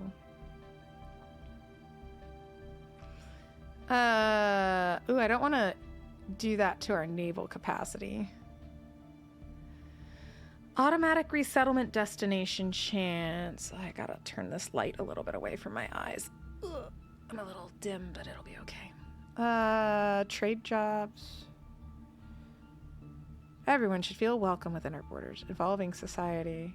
Ideas and theories to improve ourselves must be discussed. So what does this do? Higher purpose. Spiritualist ethics. Okay, let's do open arms. Oh wait, unless, what is this one? Launch agenda.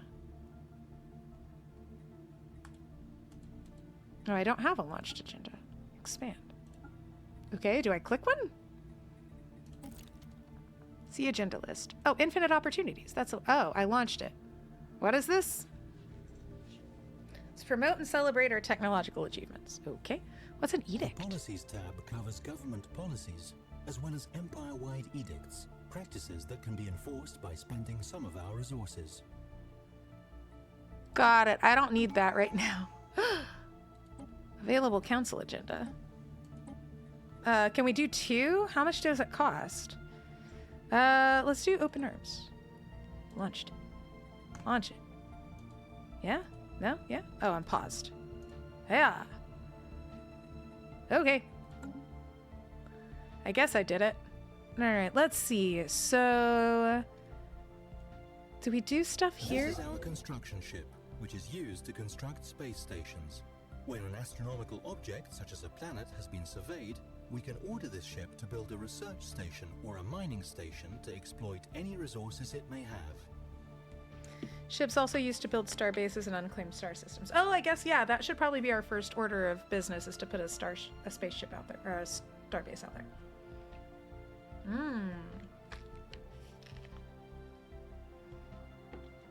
Skildarian theologians have been partaking in arcane rites since the first sign of divine providence extends out of here, attempting to find new answers. We are one with the cosmos. Ooh, automated colony ships. Ooh. Existence of life expands our understanding. Embrace the bonds of new life. Let's do this. All right, build a star base. Used to claim star systems and expand your borders. It can only be built in orbit around a star. Okay. Let's go to where our homies are. Where's this guy? Alright, he's exploring. Okay. Oh, we can do another tradition. Sure.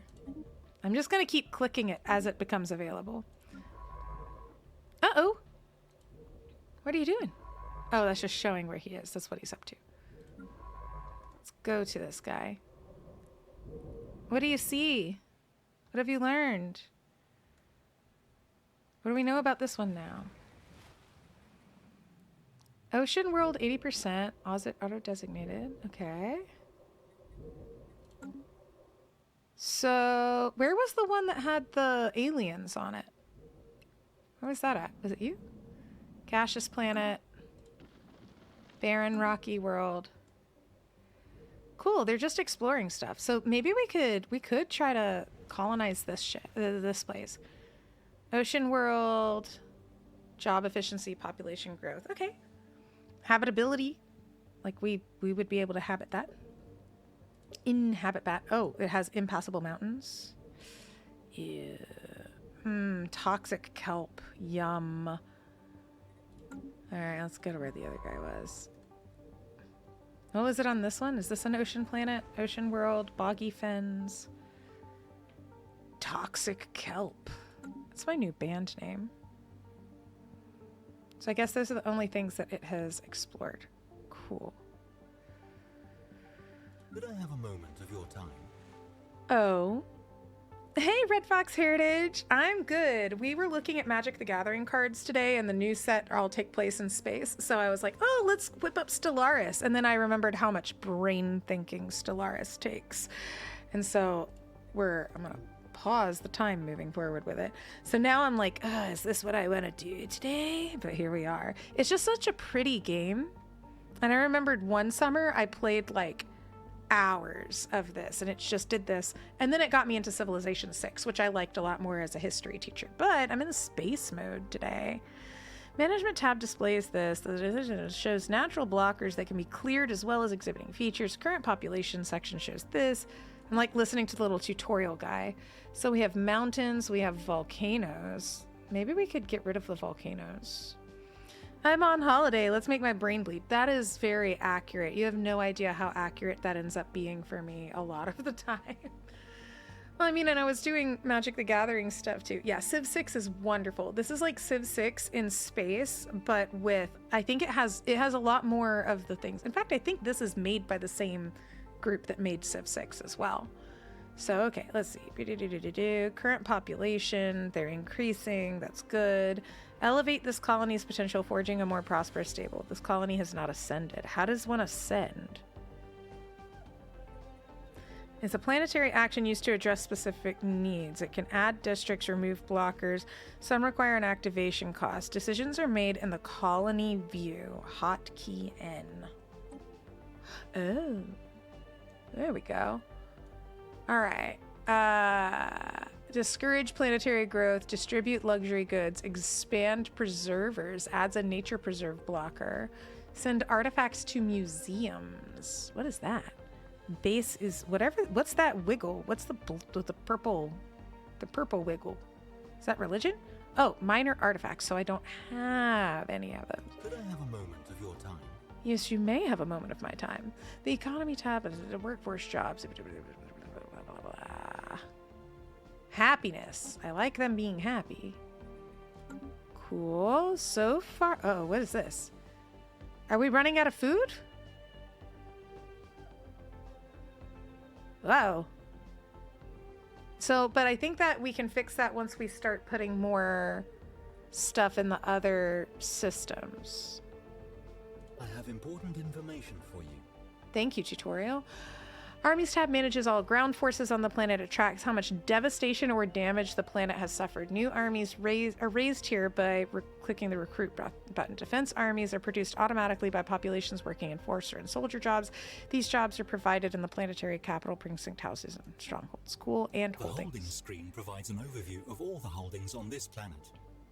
This allows empires to place distinct types of buildings on each other's capitals and colonies. The effects of these may extend to matters such as diplomacy, intel, and resource production. So once we run into another species, because we haven't made first contact with anything that can talk yet. Where was the one? We have not looked at this system yet. This system is currently being explored. And then this system is also currently being explored. So we have some resources we can get. We got a planet to look at. Okay, let's unpause it. Cool. All right. I don't know what I'm doing, and that's okay. Yeah, how does this look in the... Okay. So there's other little systems out here. Maybe we just explore these guys? Do I have another science ship? That's a Starfleet. Oh, can I get these to used to survey? protect our emerging empire from threats, or to expand our glorious rule through force of arms, if we so wish. No, we're peaceful. Researching new technologies, starbase anchorages. So yeah, I guess what we should do is once we find the, like, if we get another planet we like, ooh, maybe we get this little corner. So the next thing, once this one is done being surveyed, then we can survey this guy. And then, like, kind of get all the little planets that are around us, or all the little systems that are around us. Why are you doing this to me? Yeah, so... The leader in our empire has reached a new skill level. What'd they do? Got the investor trait. What? Got the industry trait. Whoa, good job, buddy. What did you do? How does that work? What is this? Tiki got it. Tiki's doing a good job. Good job with you. Okay, we'll empty those. All right, hit play again. Does the spacebar stop and start? Ah, spacebar. Okay, hotkeys. Empire map mode. So other things could... Wait, is that... Do these have words over here? What is this? What is this? Situation log updated. Oh, there's an nebula. Event chain, precursors, the First League. We have discovered artifacts from an ancient alien civilization on Karabos Eva. 4A. What we have learned about these artifacts is correct. The civilization was some sort of confederation that consisted of many different alien races, called themselves the First League, and appeared to have coexisted in relative peace some 2 million years. Though the Kobros system lies in the region of space that seems to have been made up from the core of the territory, a partial map found among the artifacts indicates that this first league may have covered a significant portion of our galaxy before its eventual collapse. Oh, can we touch that? So that was over in Kobros. Let's get over here. Is Kobros IVA? Where am I? Oh, here. Is this the one? Yeah, Kobros IVA. Can we look at it? Or is that just like research that we now know? I guess that's just information we now know. Can we research it as a task? Do I like give that directive to them? Research the anomaly. Well, it's not an anomaly, it's an artifact, right? It's automated, research anomalies, research special projects. Ooh! Skildarian xenologists are practically falling over themselves to publish their takes on the recent findings of alien life. It's a manifestation of divine purpose. Agreed. Ooh, what are you doing? Into the unknown. Alright, so what's happening on the home? Our science ship's scans of Ijax become quite clear that we have found something out of the ordinary. Ijax has conditions unlike anything we've seen before. Be sure to come across more irregularities like this as we explore new planets and should not underestimate the impact of our expansion. I want to go to where you are. Intriguing. Pause real quick. How do we know, like, what do we do? Like, how do we know? Surface, but what does it have? Where do I find all the cool things we've just learned? Sectors. Okay. Okay. There's so much going on in this game. I can remember why I stopped playing it the first time, but again, just the music. This might be something where in the future I like just listen to this music on stream. Because it's just so cool. Alright, explore. Wait, where are you going? Oh, I thought it was going somewhere else. Can I like direct it where to go next? Because I would love for someone... Do I not have... Maybe I should make a second... Maybe I should make myself another... Research complete. Research complete on this. Pause. What research? What did I do? Okay, defense. Yay, good. News research. What should we get? Starbase building. Xenobiological lab. Is that going to help us with... I think that might help us with the research of all these space things, all these discoveries, right? Society research for rangers, ranger jobs, approximate. Oh, whoops. Wow. Dedicated to improving conditions of international trade. Well, let's hope that we find people to trade with. Okay, so I think what I need to do is I need to build, what is it, like the construction ship. And once one of these places is done, like whichever one is intel level high, once it's fully surveyed, then we can make a starbase, I think. You know what? I'm going to be right back. I have to use the bathroom very suddenly. Maybe I can hold it until we're in ads. Yeah, I can hold it till we're in ads. Really, I need...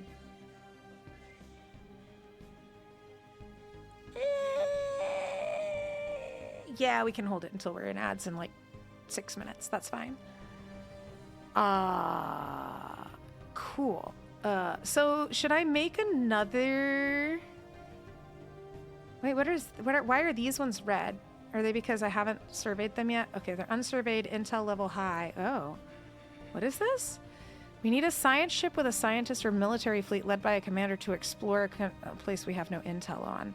Oh, can I send these little guys out?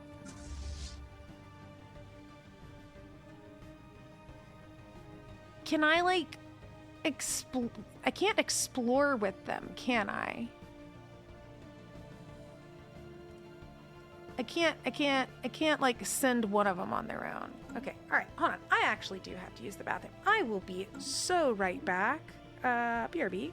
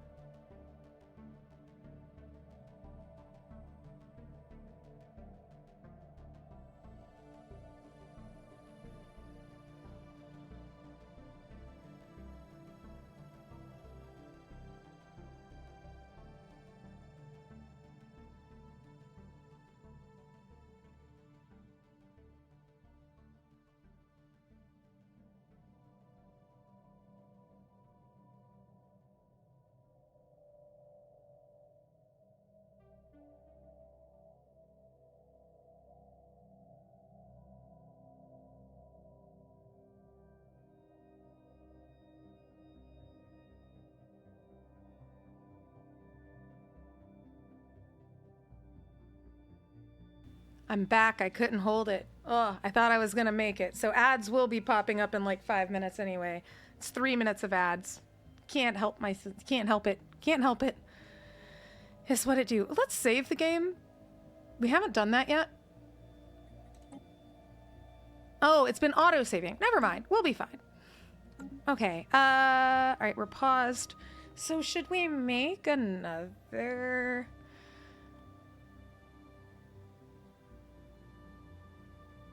upkeep? Oh, we've got so much. We could totally make another one. Okay, let's get to here with the shipyard. Let's build another science ship and another construction ship, because I think this will be good to get them going. Because how much does a construction ship cost for upkeep?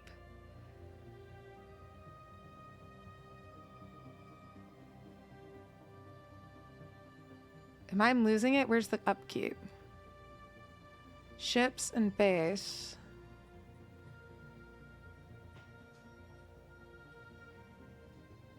Upkeep? Am I losing my mind? Can I not see it? Oh well. Sure. Okay, cool. Yep, ads start in 5 minutes as a heads up. One of our science ships has just surveyed a world that would make an excellent candidate for our first colony. It is of the same planet class as our home world, so our colonists should be quite comfortable there. Before colonizing the world, we must extend our borders. With a construction ship, right-click the surveyed system and build it. Build a starbase. Cool. So where did we discover this? Who made this discovery? Which one is the one that was good for living on? 80%? Where? Is it over in Ajax? Oh, where is it? Carburetor system has been fully surveyed. Go right click to dismiss, control click there. Have been fully surveyed. Oh, okay, cool. So then we can shall we send the construction ship? We're going to build a starbase, right? That's what we want to build? Right, build starbase here. Good. Excellent. Cool. So we're going to build a starbase there, and then we can start our first colony. Excellent. Love this for us. Yeah, where are you headed? Are you... Oh, good. It's going to the system I wanted it to. Beautiful. Man, my civilization is so smart. Sweet. That's our home planet. We got this. And then these things are already pulling in materials. It's not like we have to start from scratch. I think like when you play the human one, you have to start it from scratch. Sorry, I almost punched. I keep punching the microphone. I'm so sorry. What next? Whoa. Got a politician trait. Excellent. Got a charismatic trait. What do these things do?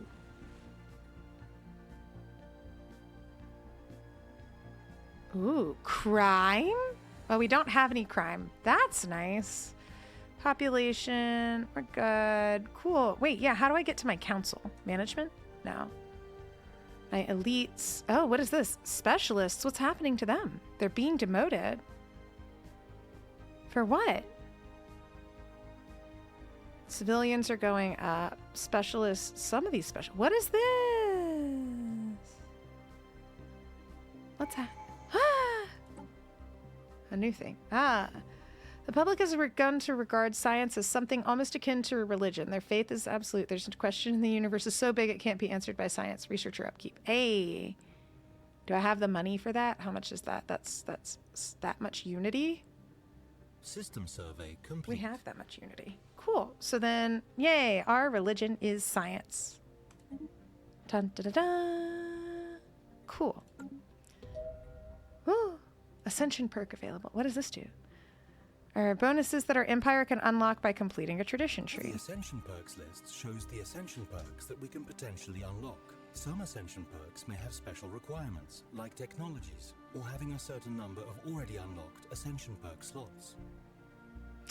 Okay. All right. The galaxy is home to many holy places, some more obvious than others. As mortals, we struggle with to divine the true nature of the universe. Consecrate world. Consecrating uninhabited planets up to 3 increases spiritualist ethic attractions, empire-wide amenities, as well as unity generation. Okay. Although we mastered the nature of our homeworld long enough, I don't know.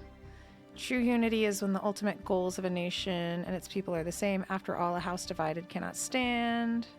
Transcendent learning. Our society must change its approach towards learning, and by doing so, the best and brightest will be able to reach a completely new level of achievement. Okay, so new scientists. That's cool. Subject specialization conversion time. Available envoys. That, I think, would be good to have other envoys in case we do run into other people, right? I don't know.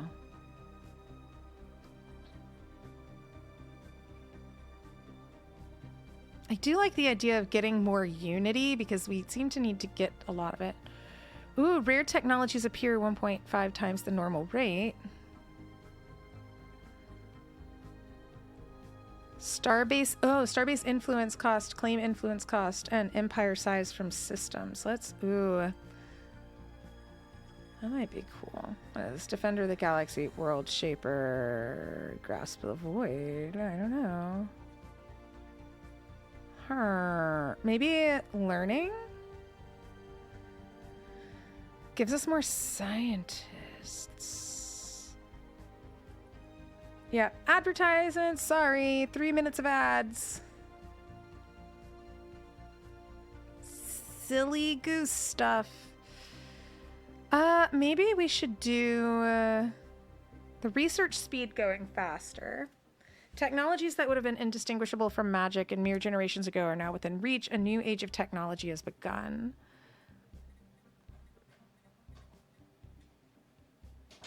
Or, yeah, I think that's the move, because then all of that new technology should help us as we're expanding our galactic stretch, our galactic reach.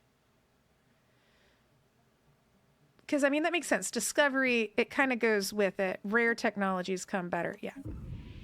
Hey, yo. Look at that. Cool. Great. We did that. Close this. Great. Cool. All right. So we have currently something's getting built. We have these guys are out here. Oh, is this one done? Oh, it needs a leader. He's a good dude. Ship build speed. No. Charismatic. That would be good. Maybe I need to shuffle some of these folks around. Expert within field manipulation. What is this? Fleet officer. Ooh. Oh, I don't have enough unity yet. I need to let some more unity build. So I gotta let time play out. Construction ship is, oh, over here. We're getting a starbase. Ooh, look at it. Look at it building the starbase. Wow, look at all of the little minions.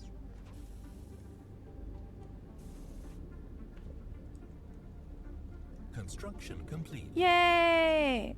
Look at my soda can in the sky. Wow, look at you. Okay, can I add modules to it? So you upgrade it to a starport. Do we have the materials for it? Yeah, we do. Starbase details. Vision, radar, this. Guns, deflectors. Cool, I guess we have those. But should we turn it into a starport? Because this is where we're going to put our little colony, right? Sure. That'll take time. All right, yay! So that's what that construction ship is up to.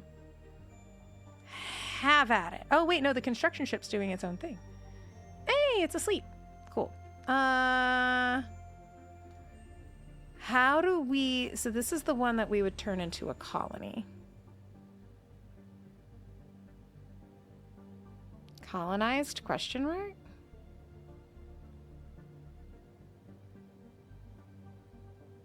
I mean, underwater vents. I thought it said underwater vaults, and I was like, whoa, that's great. What's this? Strategic resources. We don't have those. Okay, back to our home world. We've got... Oh, I guess we could, like, send a mining ship over there. Oh, wait, does it show our empire spans? Yeah, look at us. Or our confederacy. Look at us go. All right, so you're exploring over here. Great, right? Yeah, okay, that's exploring there. Is Ijax done being explored? Okay, I guess we could put, like, a mining... this one doesn't look like it's worth doing. So do we have to send a military bot, like a military ship to... Well, I guess we could go ahead and send the construction ship over here. Over here. Yeah. Construction ship, build a starbase here. Okay, and then we shouldn't build too many more, because I think we'll run out of resources. Because how much does it cost to build a starbase? System survey complete. Oh, yeah. What do we got? Oh, yeah, little guy. Sweet. Oh, is it going to return home because we don't have... So, oh, is this it? Okay, so just the little sun, the little little star there is the only thing providing us some resources. Okay, let's look at the galaxy again. It would be good to still claim that, right? I think it would be good to claim that so that it kind of still keeps in here, because I guess we're going to expand out. Another one there. Can we get to this? We need a science ship with a scientist or military fleet led by a commander to explore a system we have no intel on. Let's send the military guys. Let's send... Oh, wait. Don't we need to swap him out? Because he's not as good. He's a better counselor. Military fleet effects. Or he's cautious. Combat disengage. Ooh, actually, yeah. Let's send him. Okay, yeah. Let's, how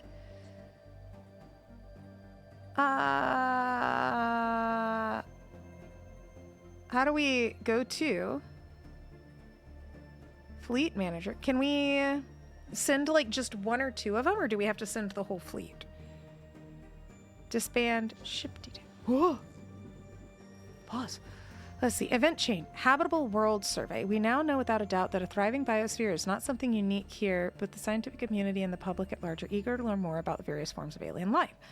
Efforts to catalog the life forms we encounter are already underway, but our xenobiologists have urged us to focus our planetary survey on habitable, life-bearing worlds.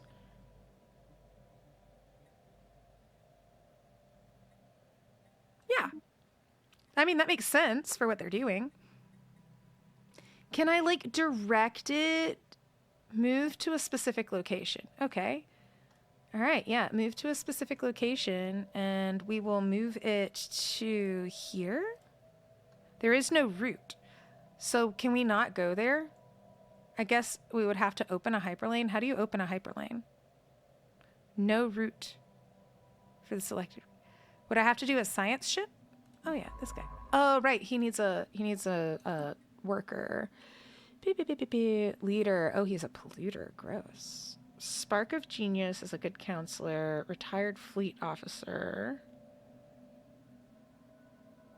He's a scientist. Statecraft. Here.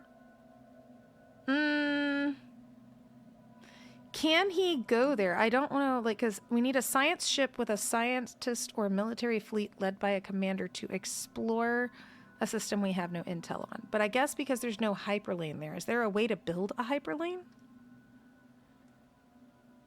What's this? Okay, all right. Who have we got here? Who's our cautious guy? Our cautious guy was the military guy, right? Fleet. And... Construction complete. Yay!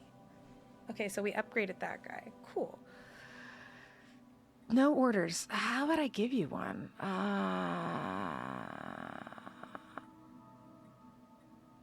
Move. Holding shift will cue the order. Construction complete. Yeah, let's send him over there. Let's just, that way he can go and be like, yo, what's this place? Yeah, because we don't have any intel there. Cool, great. Construction complete. What finished constructing?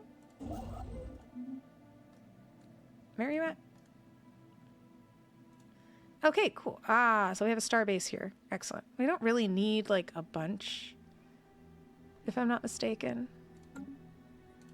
Also, if you're out there in the chat and I look like I don't know what I'm doing, you're absolutely correct, but it's a fun time. Got the energy mogul trait. How do I do stuff with their traits? I don't think I want a very big empire. I'm concerned that I'm gonna go in a direction and some of the, like, meathead jock aliens are gonna, like, beat me up for my lunch money. I want to be able to go here. How do I go here? Oh, cool. Oh, so they're just exploring on their own. Excellent. Should we get... Was there anything here? Just little energy stuff? I mean, I guess I could get the construction ship. Whoa, hold on, wait. Let me make sure I'm not using up all of our resources. Because consumed is 20. Influence there. Trade. Strategic resources. Yeah, how do I get some of these? Oh, I guess there aren't any strategic resources out there. Consumer goods. How do I get... Is that something I can get from a planet? Minerals, food. Yeah, I think that's like a thing I need to get. Build alloy foundries to increase.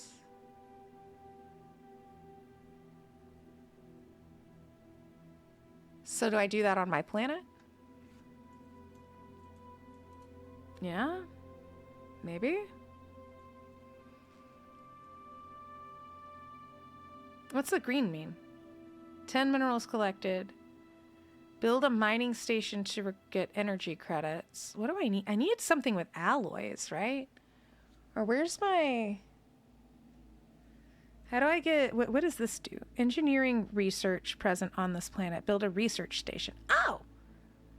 Yo! Hey! Do it. We gotta get stuff going in our own galaxy. What am I doing exploring the far reaches of space when our own little system is... We don't even have a mining planet next to ours. Okay, well... Okay. Yeah, how is our research going? Where is our research table? Oh, situation log. Footprints in the void. Milestone. Selected the Ascension perk. I have not done first contact. How do I get to a special project? Here is something that you perhaps didn't know.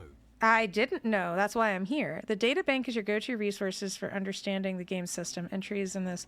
See, yeah, this apparently is like the whole thing I should have been looking at the whole time. Great. Special project. Unique research initiatives that require effort. Completing special projects yield powerful benefits, making them a key component. Yeah. Research. Oh, I'm doing that. Where is the button for research? Ah, there we are. What am I currently, where's the stuff I'm currently researching?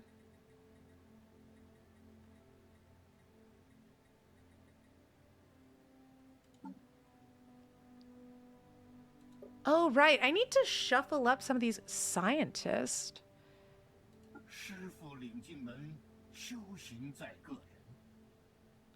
Did you know that my internal power core has an effective blast yield of over 5 megatons of TNT in the event of a catastrophic overload? I didn't know that. I didn't realize that that was like his voice for him. Populace. Okay. Sweet. Demographics. I'm okay with that. Where's our research button? Am I cuckoo bananas down here? Research.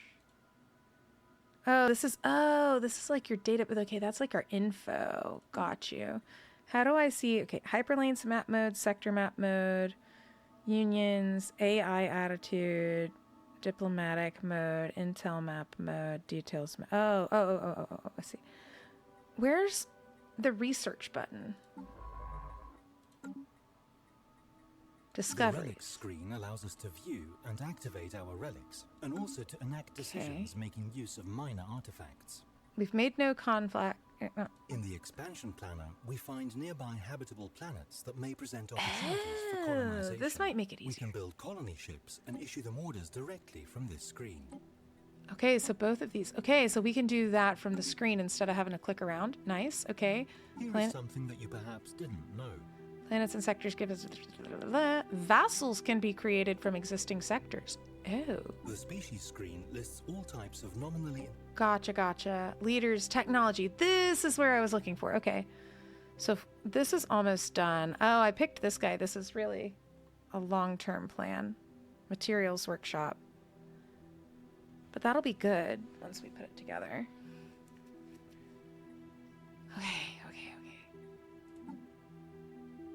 Can we get a new one of these? Oh, we're broke still. Government. Oh yeah, there was a guy we were gonna swap out here, wasn't there? Wow, that's a lot of ladies. Hold on, wait, it's a full lady. All the ladies are in charge. Love to see it.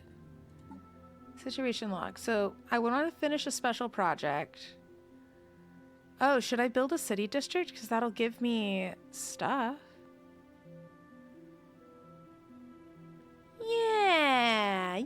Yeah, let's build a city district.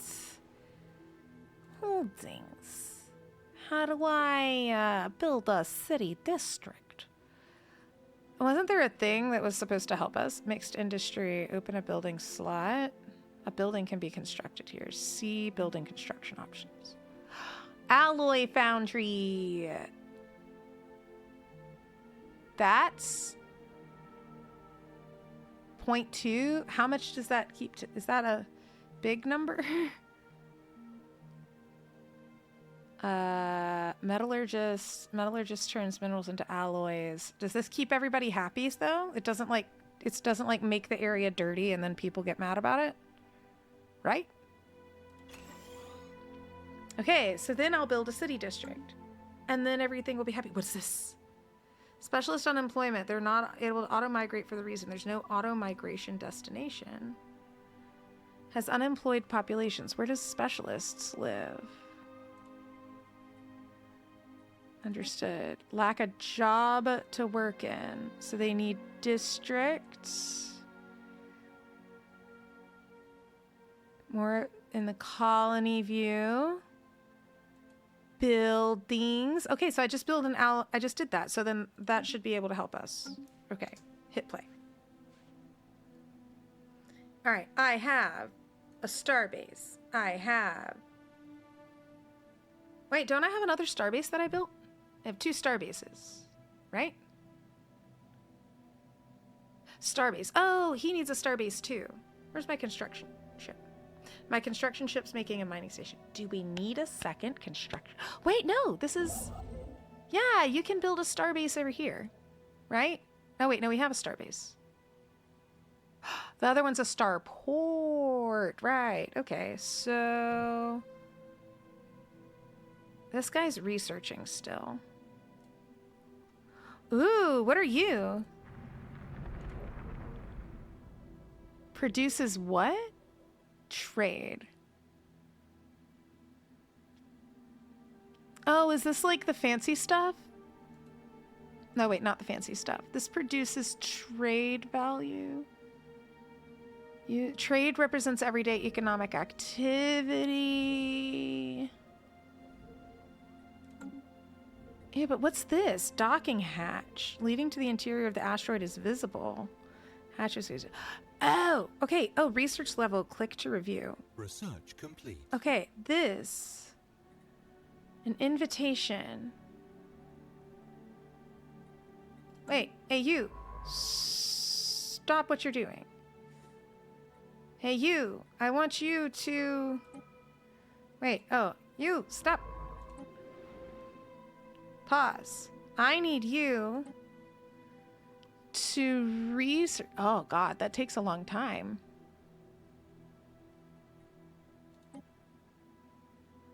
$150 months? Difficulty is -1.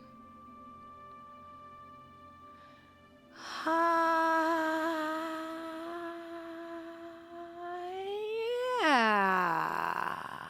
Oh wait, change the scientist on it. Who's better at research? Survey speed. Actually, you know, he might be good to like swap out anyway.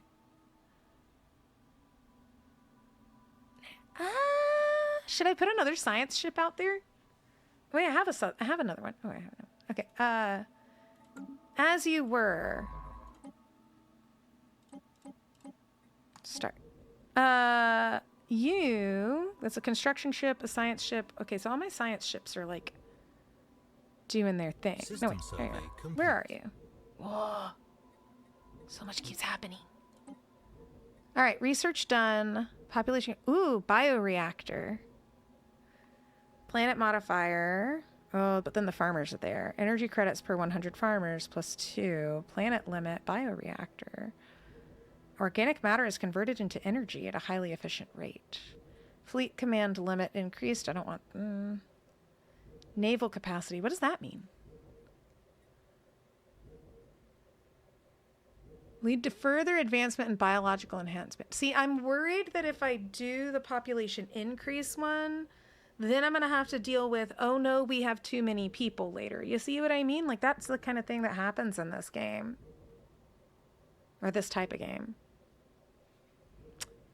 Whenever we finish researching up to 4 new options. But what's the purple? Is the rare? It's a rare technology.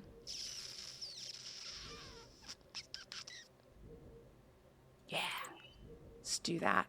Oh, and it's shorter, 10 months. God, these are taking forever. I guess I could let the auto research click itself. I could do that. Sets research option to be picked automatically. Does it let me see what else there is? Meh, it's fine. It's fine. It's fine. It's fine.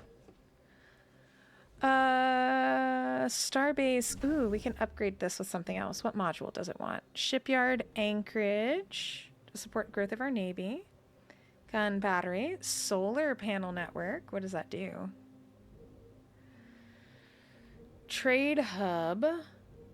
It's a building on it. Oh, I can build buildings. That's right. Hydroponics. What was the one that was really good? We'd have to do that if we needed. I think we're hydroponics bay. Be able to feed itself and export excess produce to other systems. How are we on food? Food's fine. I mean, so far things are stable. See, this is what happens in these like city buildy kind of games, is that everything will be fine for a while. And then I'm like, oh, I think this thing wants me to expand on this. And then I start running out of money and I start panicking and then everything starts attacking me. And then everything just ends up being a bad time. And I don't want it to be a bad time. I want it to be a good time.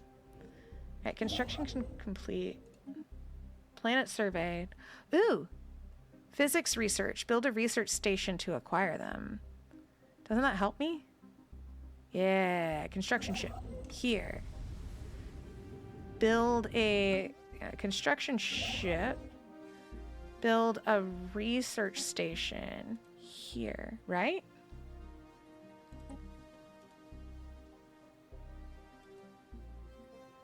Are they gonna let me? The star is not within our borders. Oh, it's not ready yet. Oh, I see. This place is still getting surveyed. Cool. And then what I'll do is once I want to get like this little perimeter. Oh, I can click that, dude. I want to get this little perimeter here. I want to get this little perimeter done, and then this guy. It'd be nice to see if these link, because then I could just kind of have my little semicircle of space, and then all of everything else will be just fine. What? Oh, I can do a new one? Ooh. What do we want? System survey complete. Oh, sweet. Harmony. Negative traits -1. Empire size from population -10. Elite. Special population demotion time. Worker pop. Complex drone. You know what? How about this? I think I need to pause here. Let's save the game. And I think I am. I've been streaming for 4.5 hours. Ah, the orange looks different. I'm not used to having the like yellowy orange as my background color. It's unique. But yeah, I think I'm gonna go ahead and call it here, because I do have a meeting in like half an hour. That way I can go and like rest my brain, do all that. But thank you guys for hanging out with us today. Look at me getting these four and something hour streams in here. This is new and interesting. I miss streaming, but I will be back in. Oh, there we go. I will be back online tomorrow, 10 a.m. 10, maybe 11. I might be trying to play some Magic the Gathering with friends in the morning. If we're up early enough, I'll do that. But I will be streaming tomorrow again, as we do. So thank you all so much for having me, and thanks for hanging out, and I hope you have a great day. I'll do it again next time. Bye.